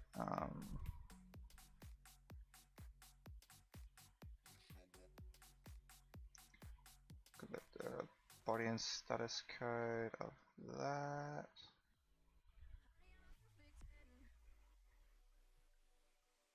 What does perfect even mean? Is there even such a thing? Ooh, can we switch up all the rules and imagine a utopia? We can go status code here is okay. Let me just go okay. Okay, like so. Oops. Okay, like so. Give it the body of success.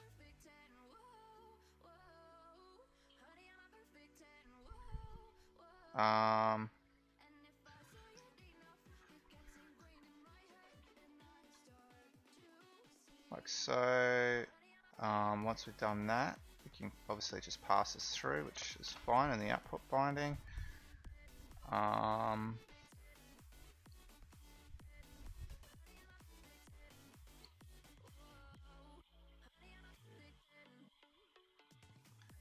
Azure Automation Runbook, get params, throw, yep, catch, push output binding. So what we can do is start Automation Runbook, start params, and actually no, I like it that way. HTTP starter runbook was started. I'm not going to wait. Oh, it's not going to do anything if I wait. So I'm just going to yeah, I'm just going to let it run. I don't really like. I'm more interested in the trickle. I'm more interested in the trickle approach. So essentially, it just trickles down and then it processes. So it's not. We have a whole bunch of processes waiting up for it because then it's just kind of you're bloating it, the solution. So it's more just okay. It doesn't need to wait. Once it's actioned it, it's actioned it. So that's the plan. Just looking at this response context, status code, body. Yep.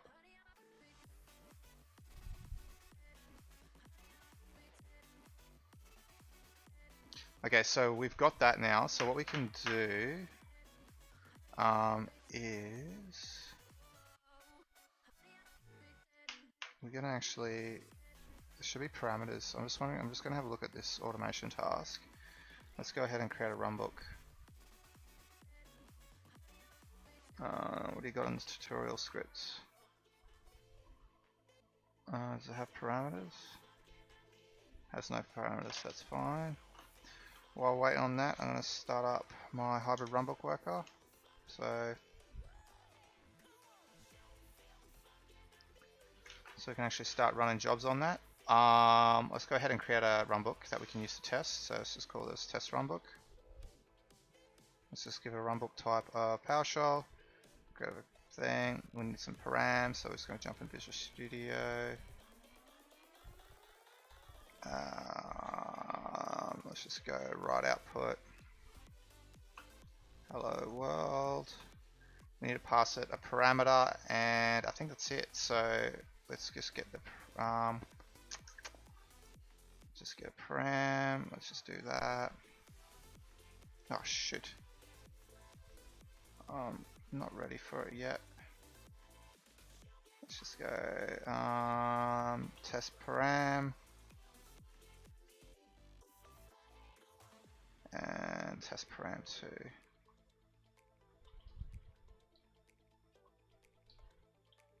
Like so. Let's just do that. Save. Publish. Just give it a quick run. Make sure it's fine. 1, 2, 3. Yep, I can see the parameters. They've dynamically loaded. Let's go ahead and trigger it. It might take a little while to run because it's still starting up. So we'll see what happens. There we go, it's starting. Perfect. Okay, it's done.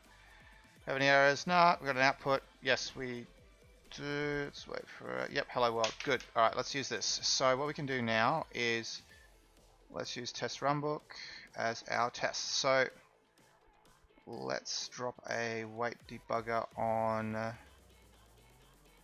here. And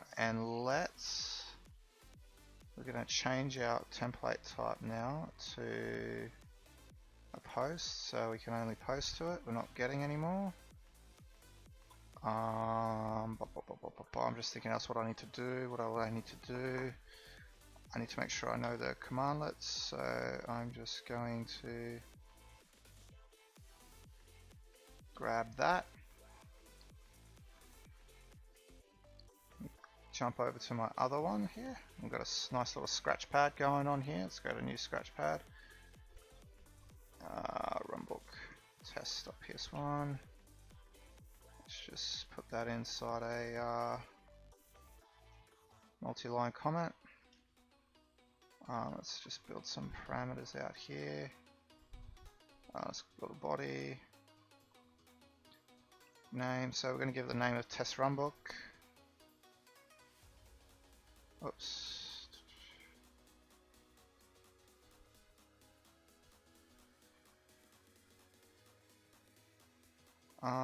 We're also going to need parameters, so we're just going to pass it the parameters of hash table, which is just going to be parameter name and value. So let's go do that. So it'll be test param 2 equals A and B. We need run on, which is our hybrid runbook worker.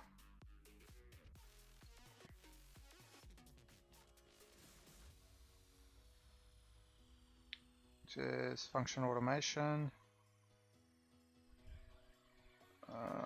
Function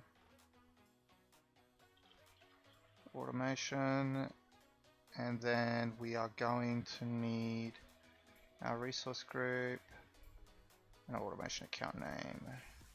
So automation account name is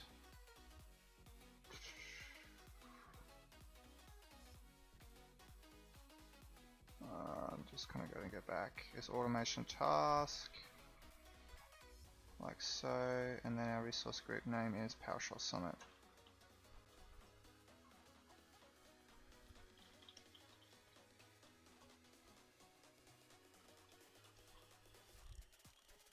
Like so, and let's go ahead and trigger it. So he's going to invoke REST method, URI,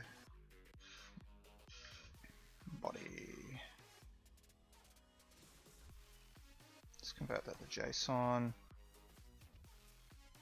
like so. Let's go body like that. It's mentioning about something. Yeah, it's mentioning about that. That's fine. Oops, like so.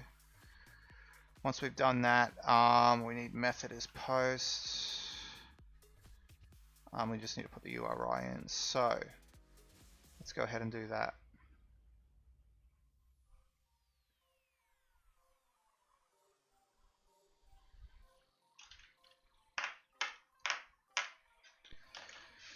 Alright, so we've got our start runbook. Let's go and copy that.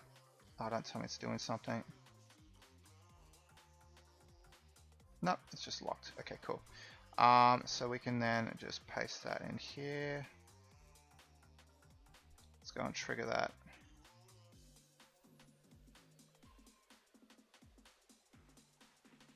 So we should hit our breakpoint. Perfect. Oh, okay, now we can actually have a look at what's in the request. So let's start stepping. So we should have a start parameters. This is interesting because it's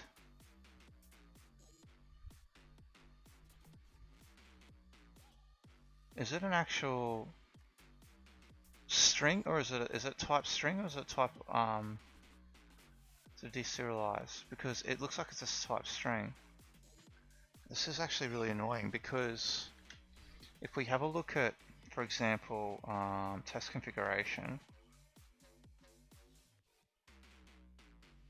I actually don't even deserialize it. It deserializes it for me. But in this instance, it won't, which just leads me to believe that it actually can't deserialize it.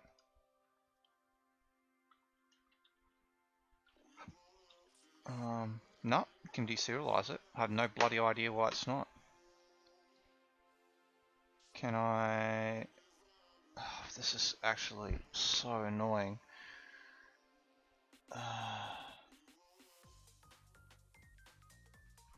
This is really annoying because it should have deserialized, but it didn't. There's nothing wrong with the object. It can convert it from JSON. So what we need to do is stop the function, stop that, and let's just deserialize it. I think it's only when we're debugging it, it's having issues, but that's fine. What I'm going to do is I'm actually going to do my wait debugger after it and seeing if it fixes that. And we'll just put it down here. Let's go restart.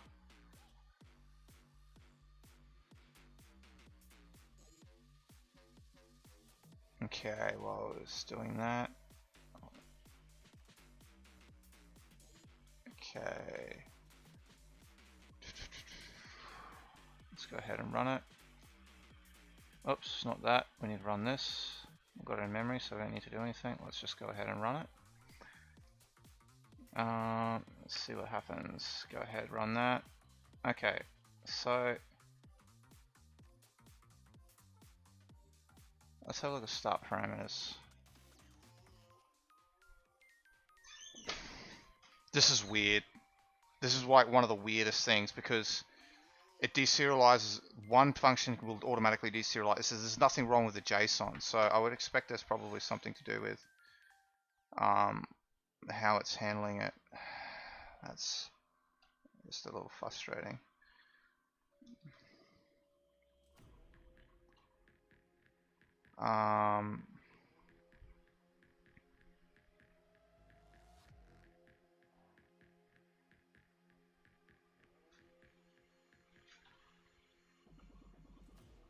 What I'm going to do is just write a sub expression, so it'll do either way. If get type dot name is equal to string, deserialize, else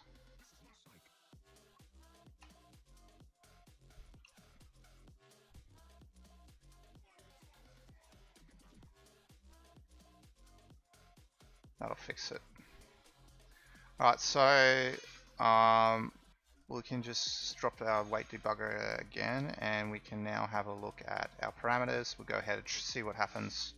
I expect it to run, and then once we've got that working, we can bring the functionality back into C#. Let's go ahead and run our selection. We shouldn't have any issues. Nope, no issue. Oh, we haven't triggered it fully yet. Get Azure Automation Runbook. Okay, so my parameters should be an actual hash table. Perfect. All right, so we should be able to get the runbook now. So let's go ahead and fetch it. I don't want to step through. God damn it. Okay, so it has an error. What's its error? Cannot validate the argument on name. Okay, what's on get params? So it hasn't passed name, hasn't passed Azure Automation account name. So it is going to return an error. So is that to do with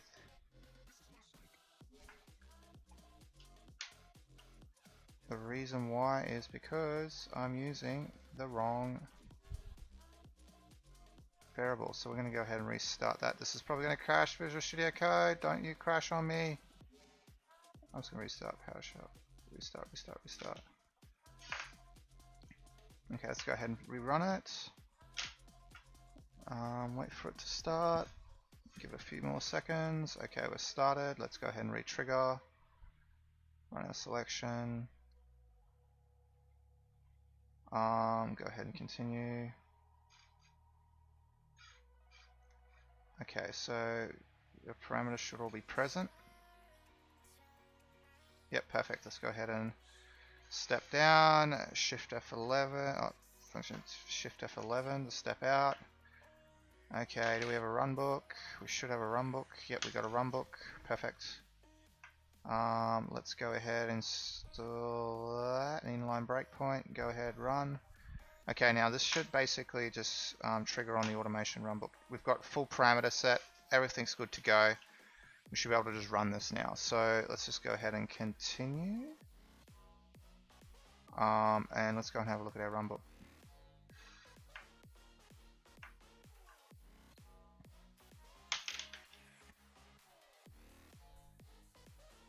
So if we go in here, we should see jobs.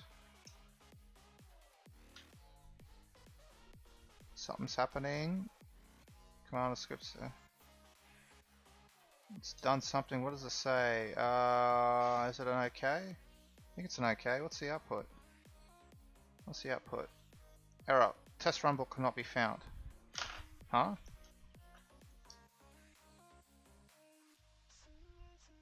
It actually had an issue. Okay, so let's go ahead and have a look at why. So let's go and rerun it.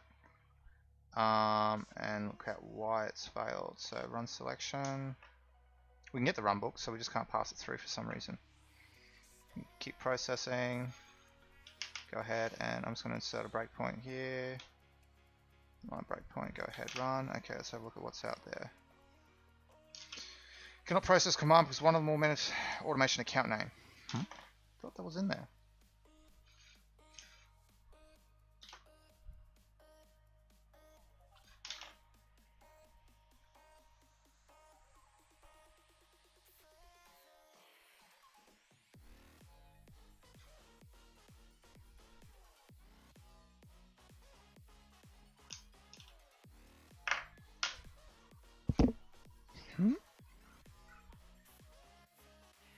I'm just a little like, huh? Is that spelled correctly?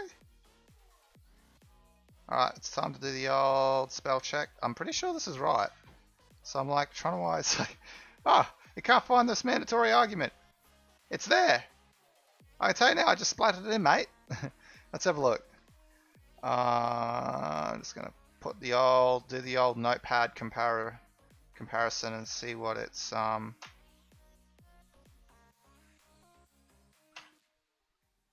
So that's a first. They're exactly the same. So it's having issues splatting it in. They're, like, the parameter exists.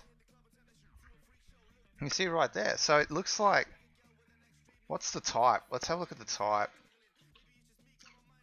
I think it might be because it's typed wrong. Yeah, it's PS custom object. I need to convert it to hash table.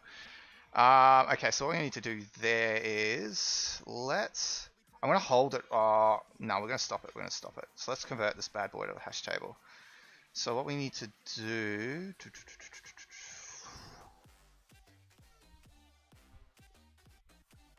Just trying to think what the easiest way, fastest way to do this. Okay, so we're going to do. Oh, VS Code's crashed again. I think I'm going to need to reinstall Visual Studio Code and pretty much Azure Functions once I'm done with this presentation. So wait for it to respond, and then I'm going to restart it. So I think what I need to do is just do a quick enumerate the properties, get the keys, and then essentially just dynamically build one out. So that's fine. It's only take 2 seconds of effort. The way we can do that there is I'm just going to call this body. I'm going to call this request body. And then I'm just going to go like that. Now it's PS custom object. We can just go start runbook. And then what we can do here is we just go request body for each. You go get member, member type, node property. Just thinking out loud here for a sec. So we've got our node property. We needed properties as well. Or is it node properties? I think it's node properties. And then we need to convert them to a hash table. So we can then go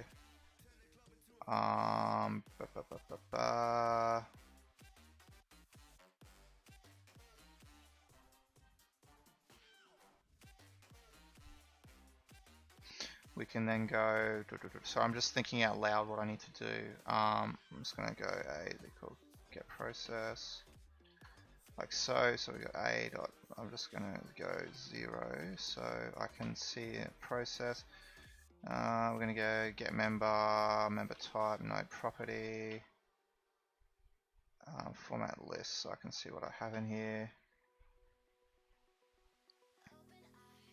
Okay, so what we can do then is we can then go for each object, and then we can basically go declare this as a hash table like so, and then we can just pass this bad boy straight in. So we can then go like something like this. We can go dot add underscore dot name, and then value would be this dot wrap that, put a sub expression, and then we can go dot name like so. So essentially what I'm doing here is I'm using PowerShell's abilities to call properties from a string, and I'm basically building a I'm getting the value.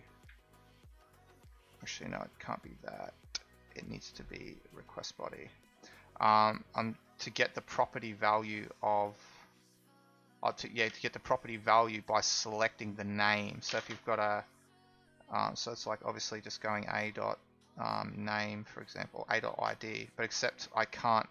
I'm dynamically building it out. So that's a really cool little tip for you guys if you want to dynamically build a hash table.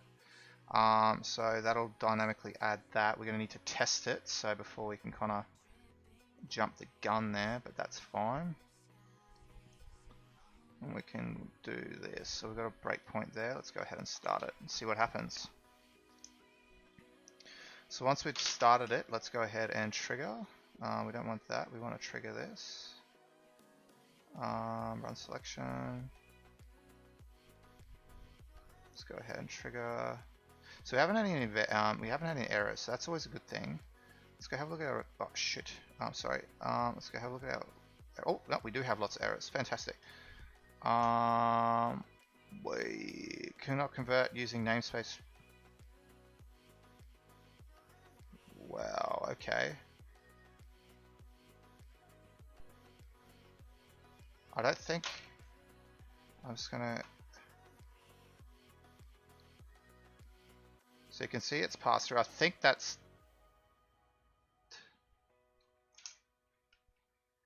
I have no idea what that is. Was that in my session? Was that in the previous session? What process is that? 387700. That could be.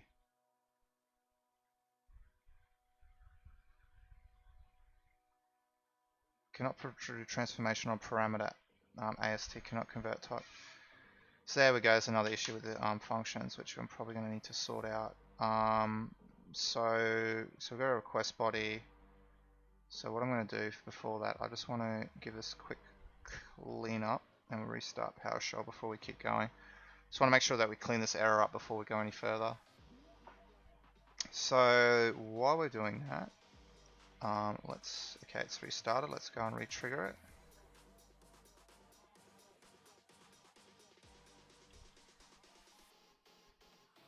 So we haven't hooked into a debugger, so that's fine.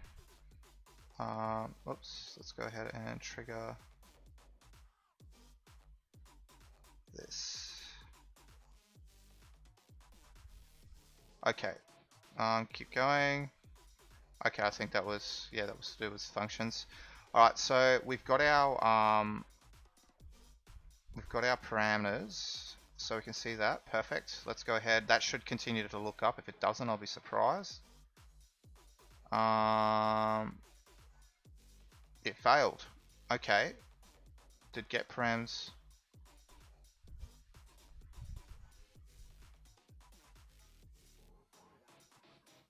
Why did that fail? Runbook, test runbook could not be found. Okay, well we're gonna have to go back to that and rerun that, see what's failed. So let's go ahead and do that.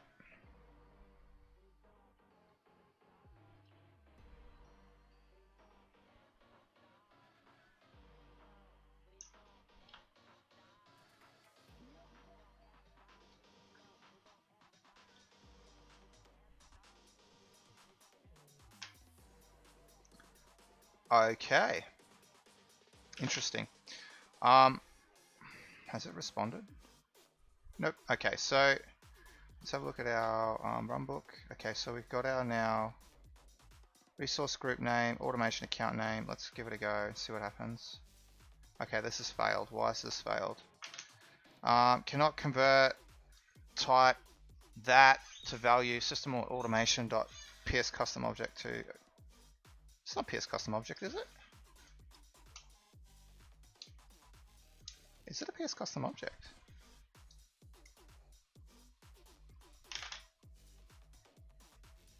Now I'm intrigued.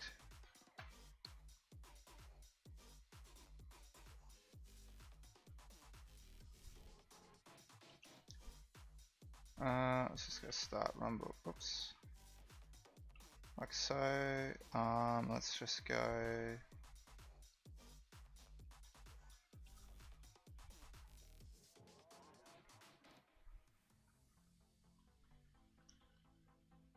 Why is this?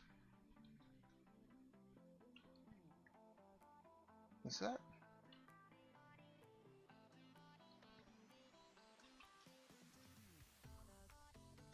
Interesting. Okay, so we just need to convert that as well. So that's quite easy to do.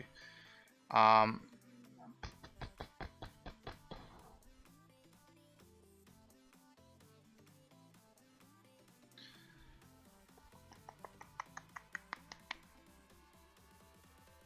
just thinking what's the fastest way for me to do that here. I'm just going to do it up here. So I'm just going to go start runbook parameters, and then we're going to go parameters like so, and then we're going to go. So we're going to replace it, and we're going to do the same methodology as what we just did there. So I'm going to go get member note property. For each object, I'm just going to put this on a separate line, and then what we're going to do,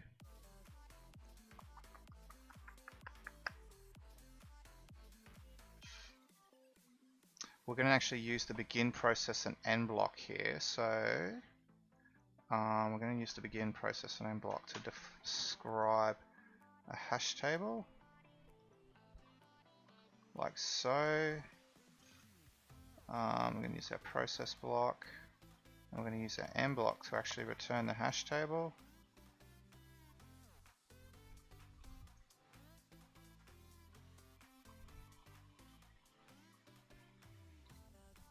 So this way we can do it in line without having to actually call the function itself. So I can declare it, and then what I can do here, because I'm working with a hash table on a separate, essentially in a separate piece of memory, then I can actually override it once I'm done.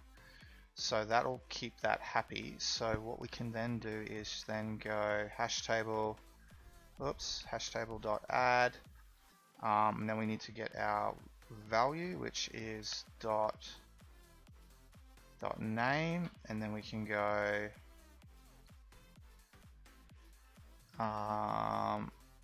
like this, and then we can go dot put a sub expression dot name, and then we can close that out so it'll look like that. Convert the parameter from a PS to a hash table like so.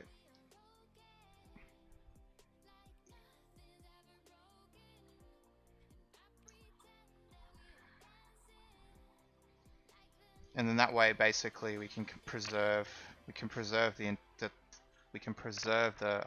property values until we're ready to overwrite them. So that should fix that. So let's go ahead and rerun that,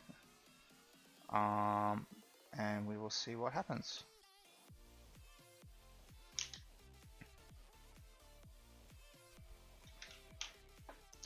So what we can do, let's go ahead and run that, run selection. It's going to be interesting to see what it does. I'm going to console, go ahead and run it. Okay, so we've got the run book. Let's have a look at the type here. Okay, so it didn't add them. Interesting. Okay, so we need to look at that why. So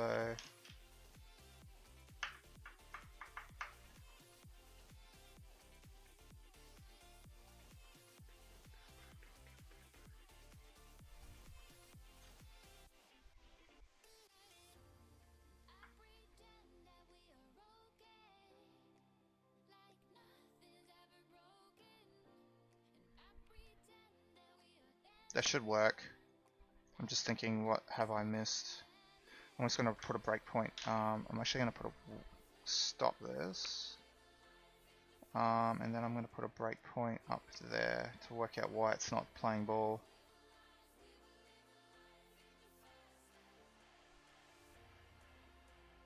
Like so.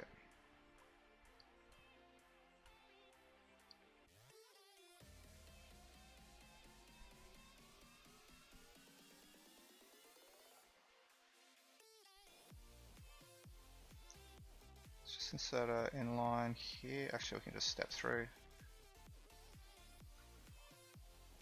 Just create a hash table, and it's just gone straight to the end block. Hasn't even got to the... Is there actually anything in there? Oh, there should be. I hate when this happens.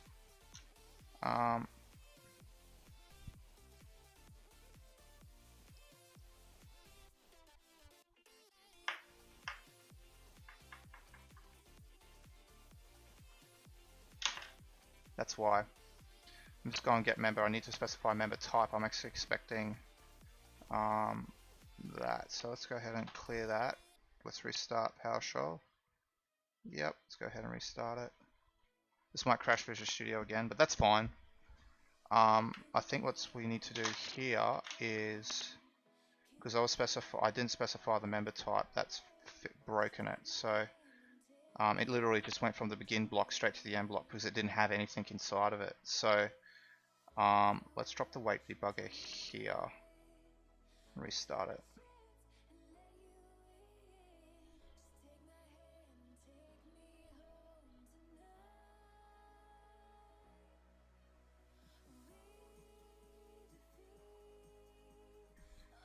Let's have a look at this.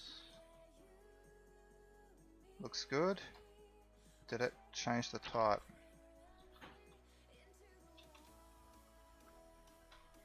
It did. Perfect. Alright, so now we are good to go.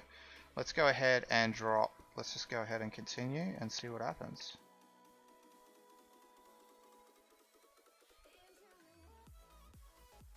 Runbook was started. That's success. Let's go ahead and refresh it. Here we go. It's queued. Done. Look at that. That's pretty cool. So now, all we need to do is pass the parameters for the function for the PowerShell script straight in, so we don't have to deal with any of the shenanigans. So this simplifies the code, makes it a little bit more complicated, but at the same time, no, just don't have to deal with credentials. And obviously, we can test to make sure that the parameters were correctly passed in. If we go to, yeah, we can see the inputs, and output is hello world. Look at that. Okay, cool. All right, so what we can do now is, this is working. So let's go ahead and stop this, remove all our breakpoints, restart this. We're going to re-trigger the entire process, see what we get, and go from there. Now, it will fail because we basically, the configuration is not pointing to the runbook itself, but it should give us enough information to be able to actually, as long as we can see the process triggering, that's the main thing. The next thing after that would be to correct the configuration. Visual Studio's hung, so we're going to have to wait for it to crash so we can reopen it.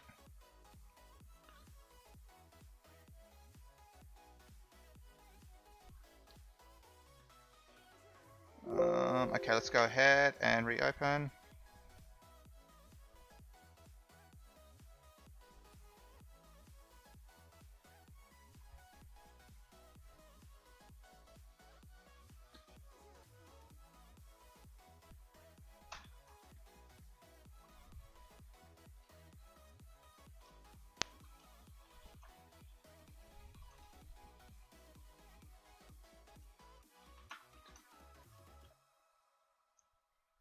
to hash table goodness. Into hash table goodness. Like so. Make sure I don't have any weight debuggers in there. I do. This is why we always check. Let's get rid of all, mate. Sweet. Let's keep going. Okay, so we've done that now. Let's go and refactor our code. So this actually gets significantly easier. So we don't need...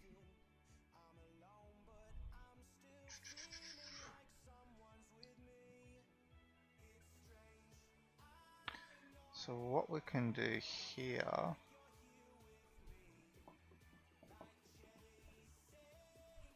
let's just call this...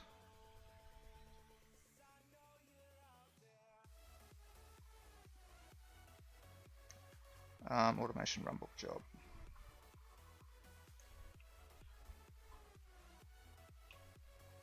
And then we can just pass these parameters straight in, and we are good to go. So we just need this.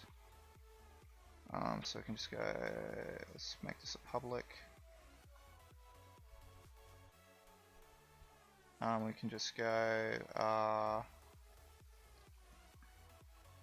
public string name get set public parameters. To be honest, it can be an I dictionary. It's not gonna. It'll lose its. It'll lose its. Actually, yeah. It can just be a dictionary.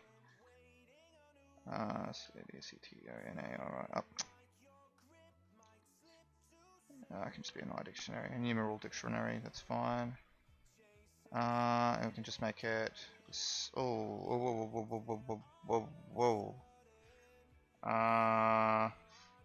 That's fine. So I'm just thinking about. So we can just make it string, which is fine. Get set like so. Public string. Also helps if I can actually put things in the right spot, and obviously get rid of invalid characters.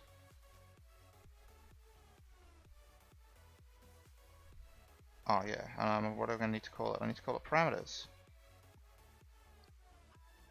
Like so, spread that out, yep. Let's just put that there, public that. Got that, okay, string. So we can say, what do we need run on? We can just make this gettable and settable. Like so, and then we can go, once we've done that, we can then go public string resource group name.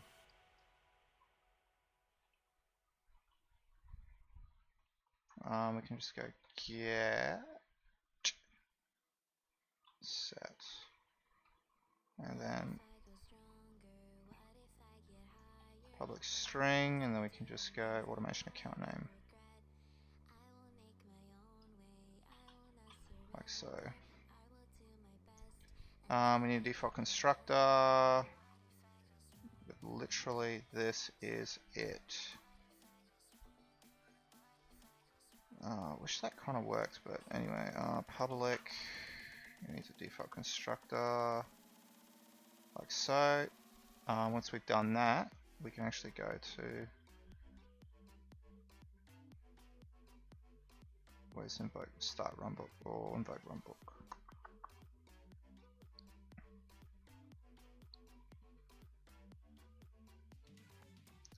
Start runbook, we can just pass that in as our params. And what we can do is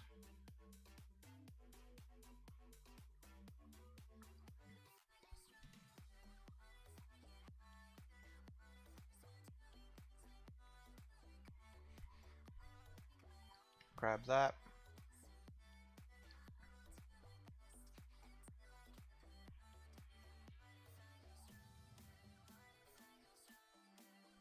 Just trying to think where we can put the environmental variables. We can probably put them in the in here, so that's fine. Get rid of all this Actually, I might, you know what? I'm going to print the job back. I'm going to do that. That's going to be a little bit extra stuff, but we can tweak the function to do that. Get rid of all this gajizz. Get rid of that, get rid of that, get rid of that. Job.id, so we just need to get,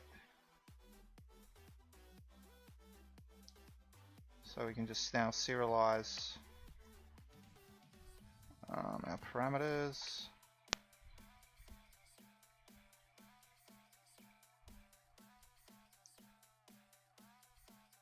We don't need that. What we can do is just go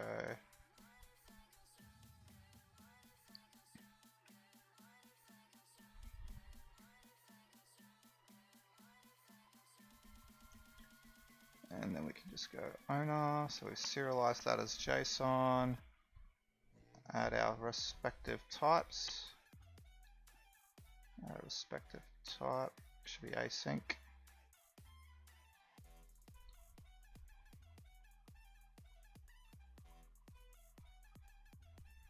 I don't know why it wasn't async. It should have been async. That's weird. We don't need any of that jazz, so we can actually biff all that off. So we can simplify our code like so. We can do this, serialize that, do that. Like content, post async, we can just go response.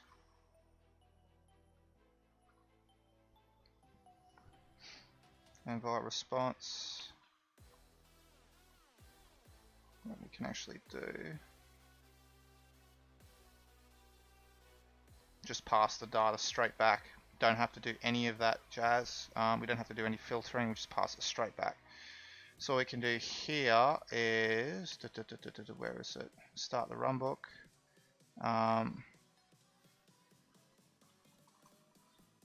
Pass that right back.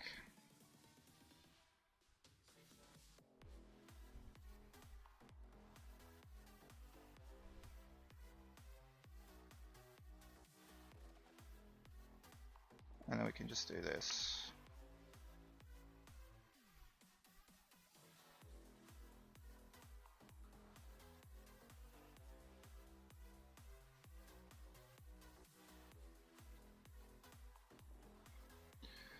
So we just pass the runbook data straight back. I don't care. Who cares? Actually, we can just do this. Let's just do that. Simplify code a little bit better. So just hand it back. Who cares? We can, the C# function can handle it. So we don't know what we're going to get back yet. So we'll have to work that bit out. But that's that part done. So now what we can do here, we need to deserialize the response. So we also need to have a URL. So let's go and put our URL in. So we're going to need to rename, get rid of that. Go up here. We need to go. I'm just kind of zooming all over the place because I know I'm running out of time, and I also want to have this done for today. So I want to just see it trigger. That's all I care about today. So we can go get rid of that. They're going to change the ngrok. Got to reset all that up. That's fine, like so. So that'll trigger that variable. I've got a double, and we need to call this. So I'm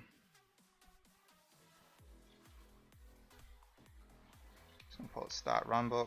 I'm just gonna add this to map settings.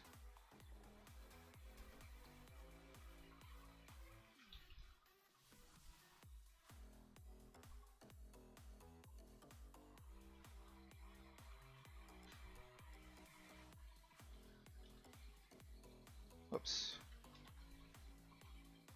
Okay, so that's done. Now I need to just add that info in, which is pretty straightforward. So what we can do there is I'll just grab all that, like so, straight back into here. Let's go ahead and set it.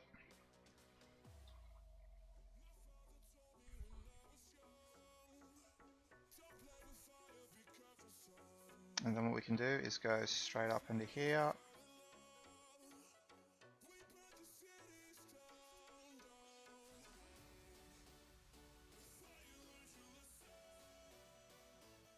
Straight back over to here.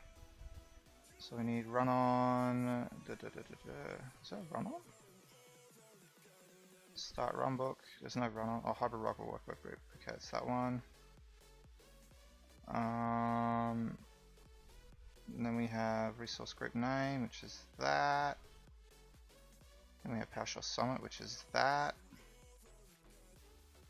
Whoa, whoa, whoa, whoa, whoa, whoa, whoa, whoa, whoa, whoa. Yep, resource group name. Automation account names, automation account task. Biff all that. Sweet, we're good to go. So now that's set up. Let's go down here. What's it whinging about? Automation task, get rid of that. That's fine. I'm just cleaning up my code. Alright, so that's done. What we can do now, so creating these parameters, we can just biff all that. We can actually just go ahead and create. Don't need that. Actually, no, we do. I want to call this activity with a retry. So if it flakes out, we can keep. It'll retry it over a period of time. So what we're going to do is let's build out our runbook parameters. We're going to need a runbook job. Grab this class, chuck this class in, fix it up. Okay, don't need it. Fantastic. Let's go back down here. We need to now trigger that. So what we can do here is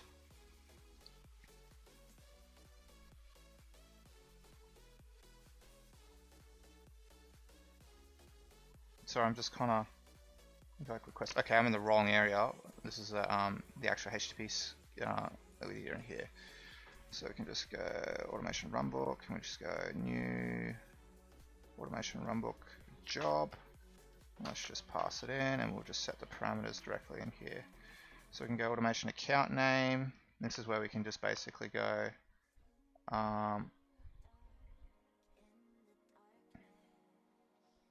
like this. Just realized I need to put that automation runbook.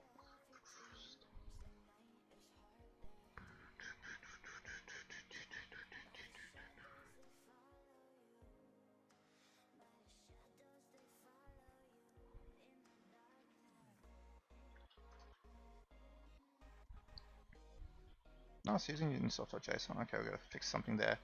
That's fine. I'm just going to go string equals URL equals get environmental variable. Get rid of that. Like that. Serialize. Cannot.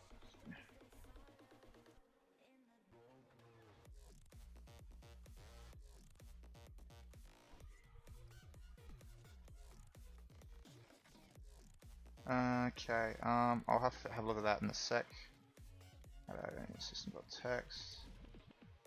Get rid of that for the time being.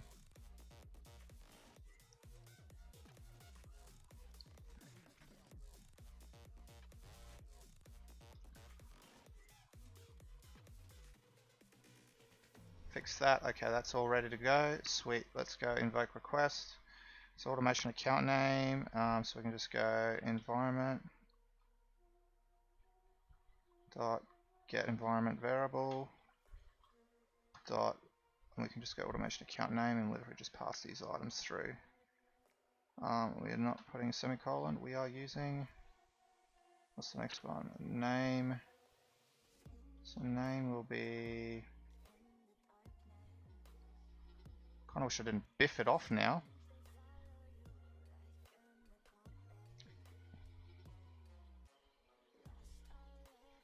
Configs dot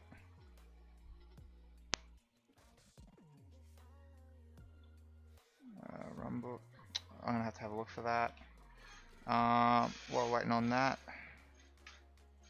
what else we're waiting on? What do we need? What else do we need? parameters, resource group name.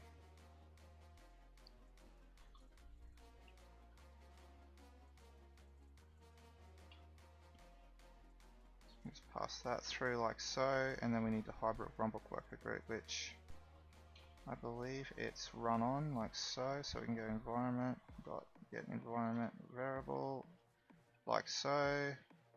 Now we just need to pass the name. I'll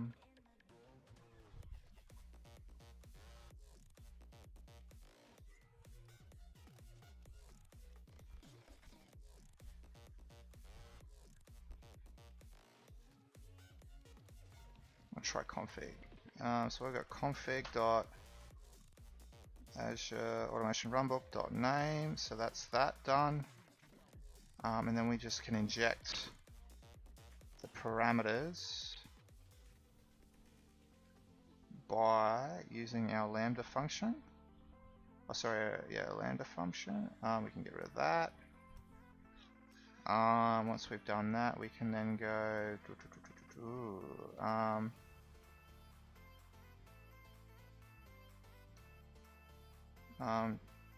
This is dot parameters dot. It has an add, so we can just go dot properties like so. That should be fine. So it adds the builds the runbook parameters. Builds the runbook job. Add the parameters like so. Yep, go ahead, do that. Put that. We can put that through. That should be it.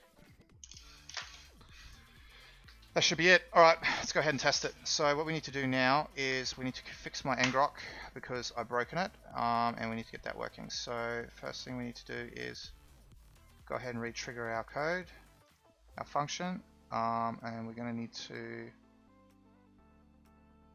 oops, that was the wrong one.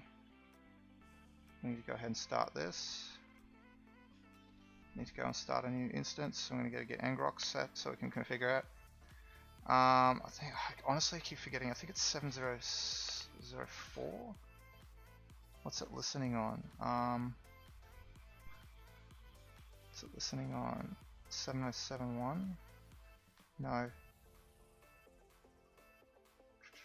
I honestly can't remember what it's listening on. I think it's 7074. But what we can do is just start it and we can stop it to get the port number, and then I can configure my ngrok to connect to it.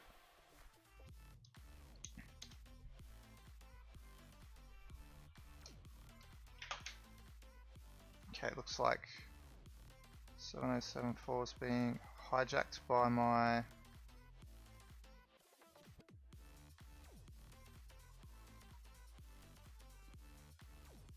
Azure function, which is, yep, and Visual Studio Code's crashed, but that's fine. I'm just going to go ahead and do this. I'm just going to open up a terminal because actually I can do it in the other window.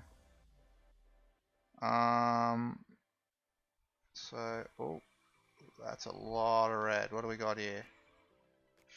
Okay, let's just go and stop that. We need to go and clear this. So we need to clear all jobs in the queue. So what we can do is show the storage emulator, and we can run this, and then we can just go clear all, and that'll clear all the jobs out. Let's go ahead and reopen VS Code. Let's clean that up.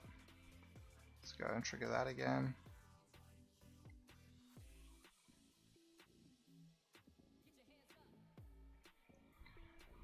Okay, so we're 7074 now, which is good. I just want to see if my other Azure functions are going to decide to start this time. Okay, cool. We are cooking with gas. Okay, so they're both running, which means now... Oh, don't you crash. I am now going to run start up ngrok and get that working, so I can actually talk to my logic app, can talk back to my function. So let's go get to ngrok.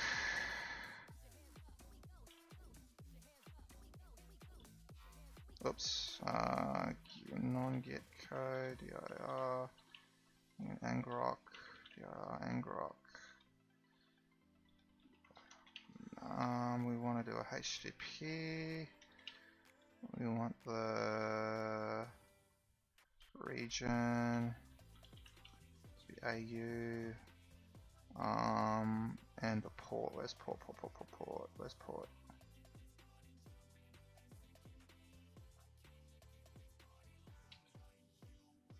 Okay, HTTP, and we just need to put the port there. So we're going to go port 7074.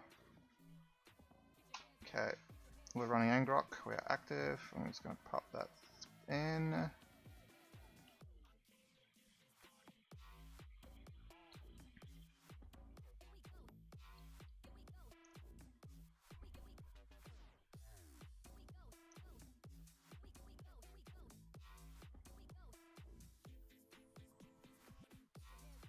Okay, let's go ahead and trigger it. Alright, so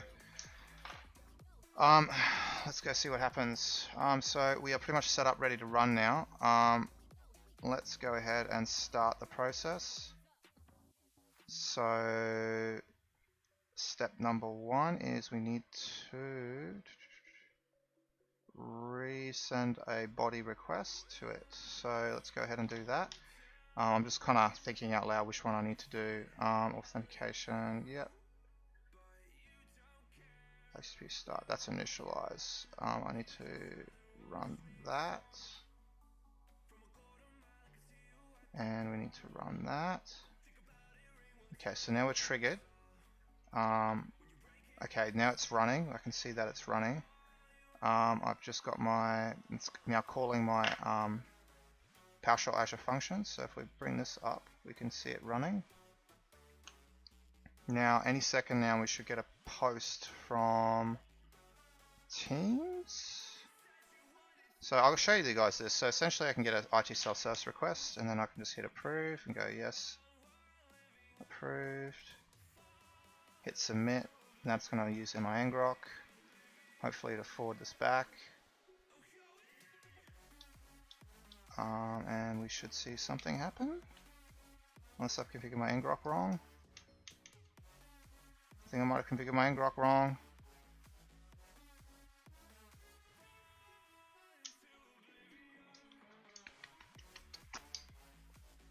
I think I configured it wrong. Damn it. That's fine.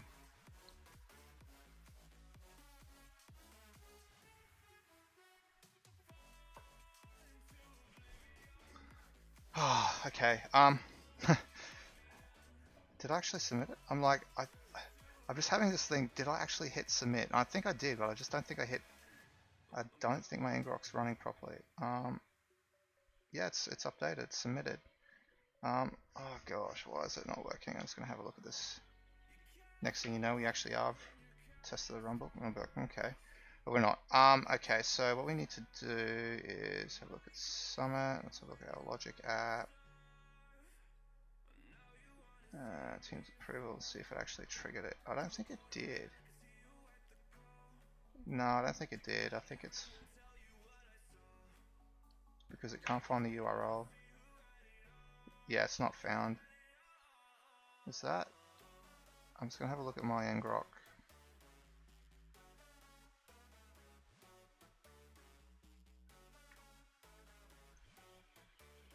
Yeah, it's a different instance. Okay, I haven't updated it. Okay, let's go ahead and stop and restart this. So I'm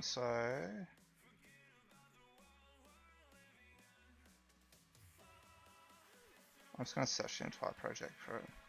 I'm surprised because the environmental variable was that, so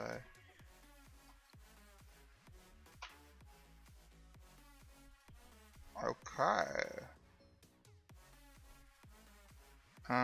Hint approval, what's it doing here?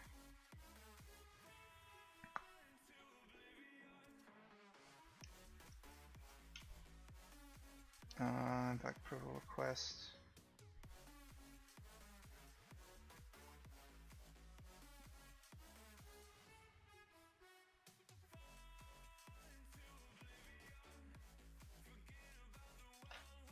Microsoft Teams Logic app.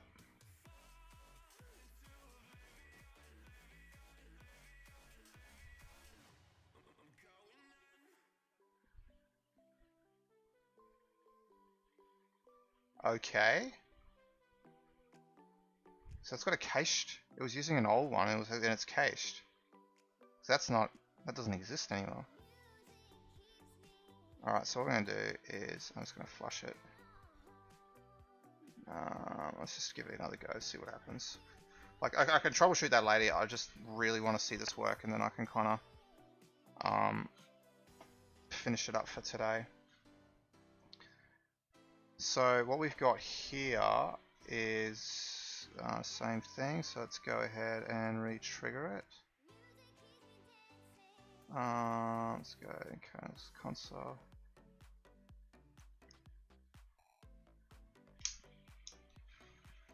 So it's triggering.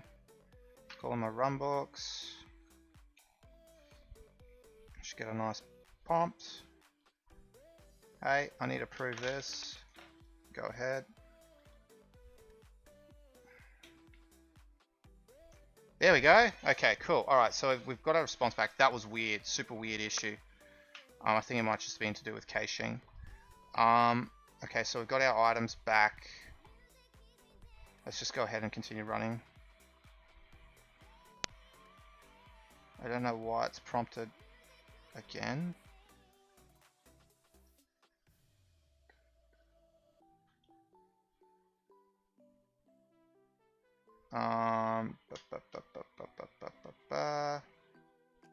Let's hit an exception was caught. Oops, I'm just gonna have a look at this exception. Okay, so it's had an issue here, so let's put a break. Does not available. Okay, so let's put a breakpoint there. And let's stop and restart. And re-trigger.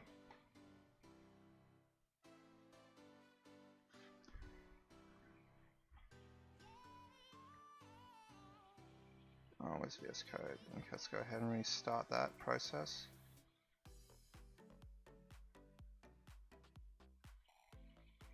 So now we've re-triggered it. Let's see what happens. So we'll go back here. We should get our notification. Yep. Here we go. Alright, we're back. Okay. Let's just continue on. Okay, so got our automation runbook. Parameters are null.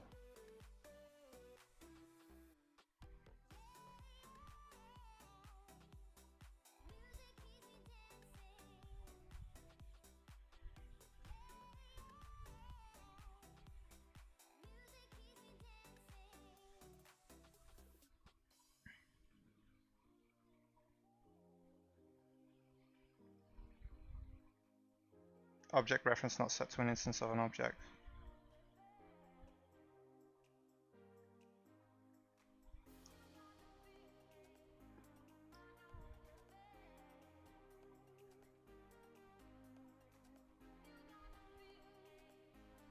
Okay.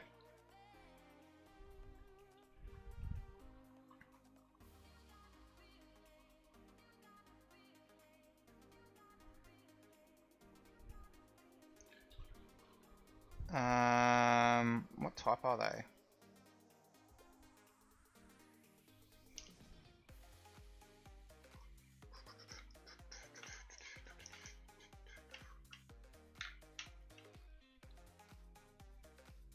HTTP body parameter.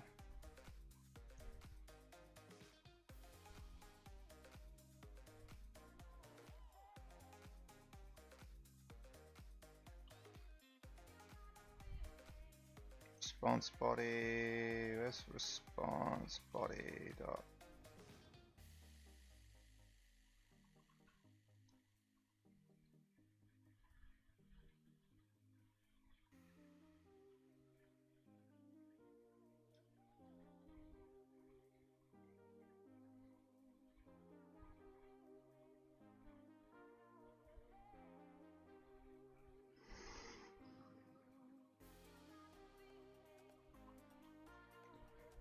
Add.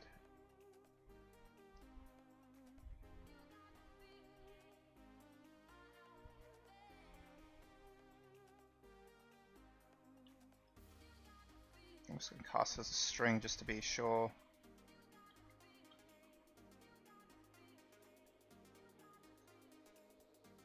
Actually, no, it'll be type string, but I'm just going to be 100% sure. Responsibility parameter dot value, like so. Let's bin that like that. So now we've got map parameters. I'm just going to drop another breakpoint on that to see what's going on there. So breakpoint. Let's go ahead and restart. I'm really rushing here because I just want to get this done. I am definitely 2 hours over the end of my stream. Actually, yeah, 2 hours. So yeah, we're pushing it, but I want to get this done. Because getting things done, I sleep better when I'm at night and I'm getting with a job that is done. All right, so that's triggering. It's triggering a whole bunch of shenanigans. We should see a nice little card pop up here. Come on, mate. Come on. There we go. Yep. Oh, mate wants to go to that test. Go ahead. Let's go run that. Okay, let's see if it decides to work this time. Well, that's a good start. If it's failed with an error, objects are set to an instance of an object. Okay, I'm gonna re-trigger it.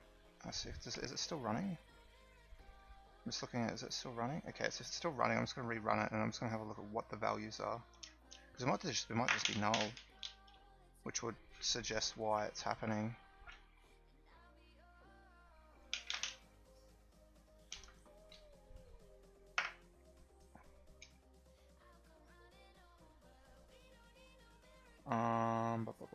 Continue.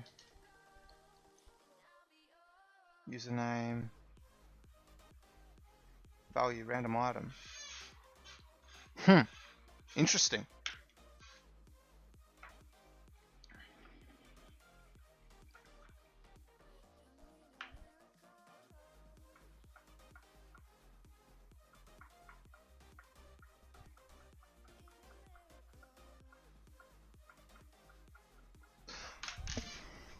The reason why is because I haven't declared it. I'm trying to basically add something that I can't, like, I'm just going to undo this, add that code back. I actually don't need this code. I just literally remembered that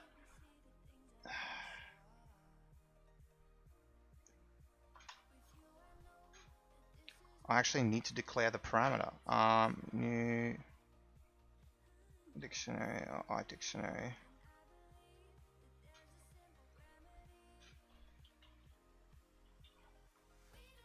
Because it's not created. I was like, why is this not working?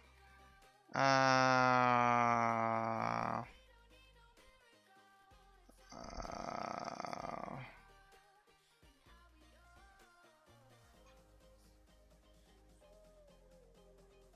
so. Now it should work.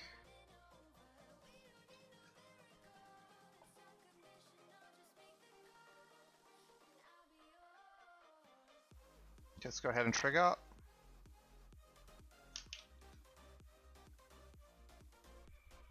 Okay, so that's done. Let's go to thing. We should see a trigger here. Come on, come on, come on, come on, come on, come on, come on. There we go. Approve that. Submit it. Okay, now we can then continue on. And now we're working. Alright, so we've done it. We've basically got that part working. Fantastic. Let's carry on. Let's go start Rumble. Oh, let's just run it, see what happens. Honestly, it's either going to throw an exception, which I don't think it has. I have no idea what's that going on there. Something else has just come back from a configuration. Okay. And we should see something in here.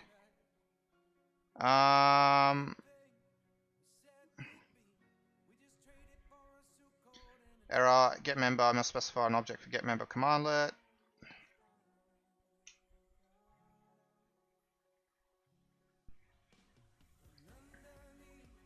Okay, so let's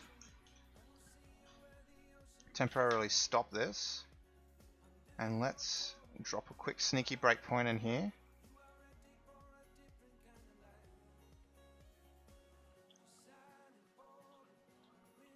Like so, because the other one still stopped, so it's going to go ahead and trigger this again, which is fine. and then we should be able to actually have a look at what it's sending. Okay, so let's go back to our code. Oh, I just got to hang on a second. Oh, okay. Mulaney. Okay. Alright, so what we can do. List HTML object. I'm just thinking out loud. If I trigger this again, trigger that, it should trigger my runbook. Also my runbook, it should trigger my function. It should do something. Unless it's continue. It hasn't thrown any exceptions. It's like, okay, well, we're just going to trigger it again. That's fine. So what I can do is just do this, run the selection. We can just trigger the whole process again. We've got our runbook. We've got a debugger waiting on that, so we can go ahead. And we need to go to our flow. Yep, prove, submit, bring it back. That's highlighted. Yep, go ahead, go ahead. This should then bring me to my, yep, pay dirt. Alright, so like request body. Let's see what we've got in here. It's all there. Okay, so, oh, what are you, oh, don't come back. Oh, there's another one I want to play. Okay, whatever.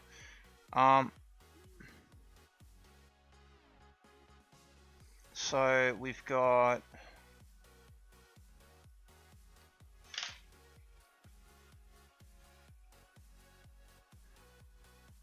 yep, that's interesting. There is nothing.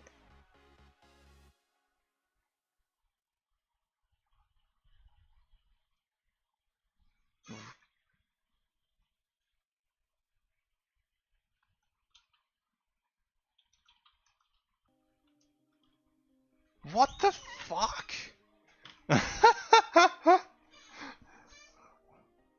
Wow. Just wow. It's like thumb and pass and whatever it feels like, really. It doesn't care. Jeez, okay.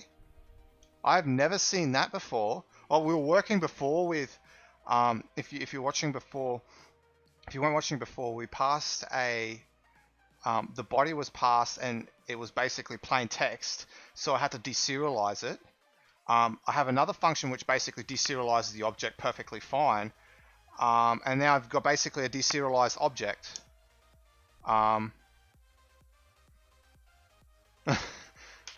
Okay. Alright, so what we're going to need to do here is we can just run it. Like, I don't think it's going to have any issues. Runbook cannot be found. Like, it's going to throw some errors here, but you know what? I don't really care right now. I can fix it up later. Runbook can't be found. Fantastic. I think that's pretty much it. That confirms that all the code is kind of ticking under the hood. And I'm happy, very, very, very happy with that response. So I'm going to go ahead and turn off ngrok. Should turn off, turn off, turn off, turn off, turn off.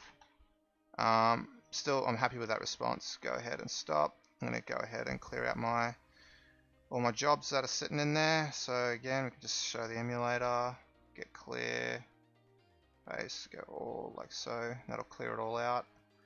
And then from that, we can then just go, and I need to close down ngrok. So yeah, that's a very interesting session. We learnt a lot today. We learnt a lot about C#, a lot about PowerShell. Yeah, so yeah, I'm actually going to go ahead and stop all my. I've got a whole bunch of logic apps that I'm running now, so I'm going to go ahead and kill them all. If I can find them. There it is, Teams Approval. So the way the logic apps work, I actually think I need to put a timeout or something on them because they're basically waiting. But I'm just, to be honest, I'm kind of not particularly too fussed on it at the moment. I just need to cancel all these runs. So yeah, there's so many. I might just see if I can running. Oh shoot. Oh man. Can I like? Oh god. Okay. I got some fun for me ahead of me. But yeah, good outcome for today. I hope you guys enjoyed it. Yeah. So not much chat on today, but that's all good. Hope it was somewhat entertaining, because it's always entertaining to see me struggle through functions. Obviously over the weekend we got everything. We got token validation, so this is pretty much everything working now. So the only thing I need to do is actually test it properly from end to end. So that's pretty much what I'm going to be doing for the rest of this week. Saturday I might give a quick demo, tidy up some endpoints, things like that, and then yeah, it's pretty much done. Like we're good to go. So and then basically from that I can start running. I'll actually write a run book to actually execute, see how we go with that. And then yeah, and if we've got the run book execution, that's all done. This process is complete.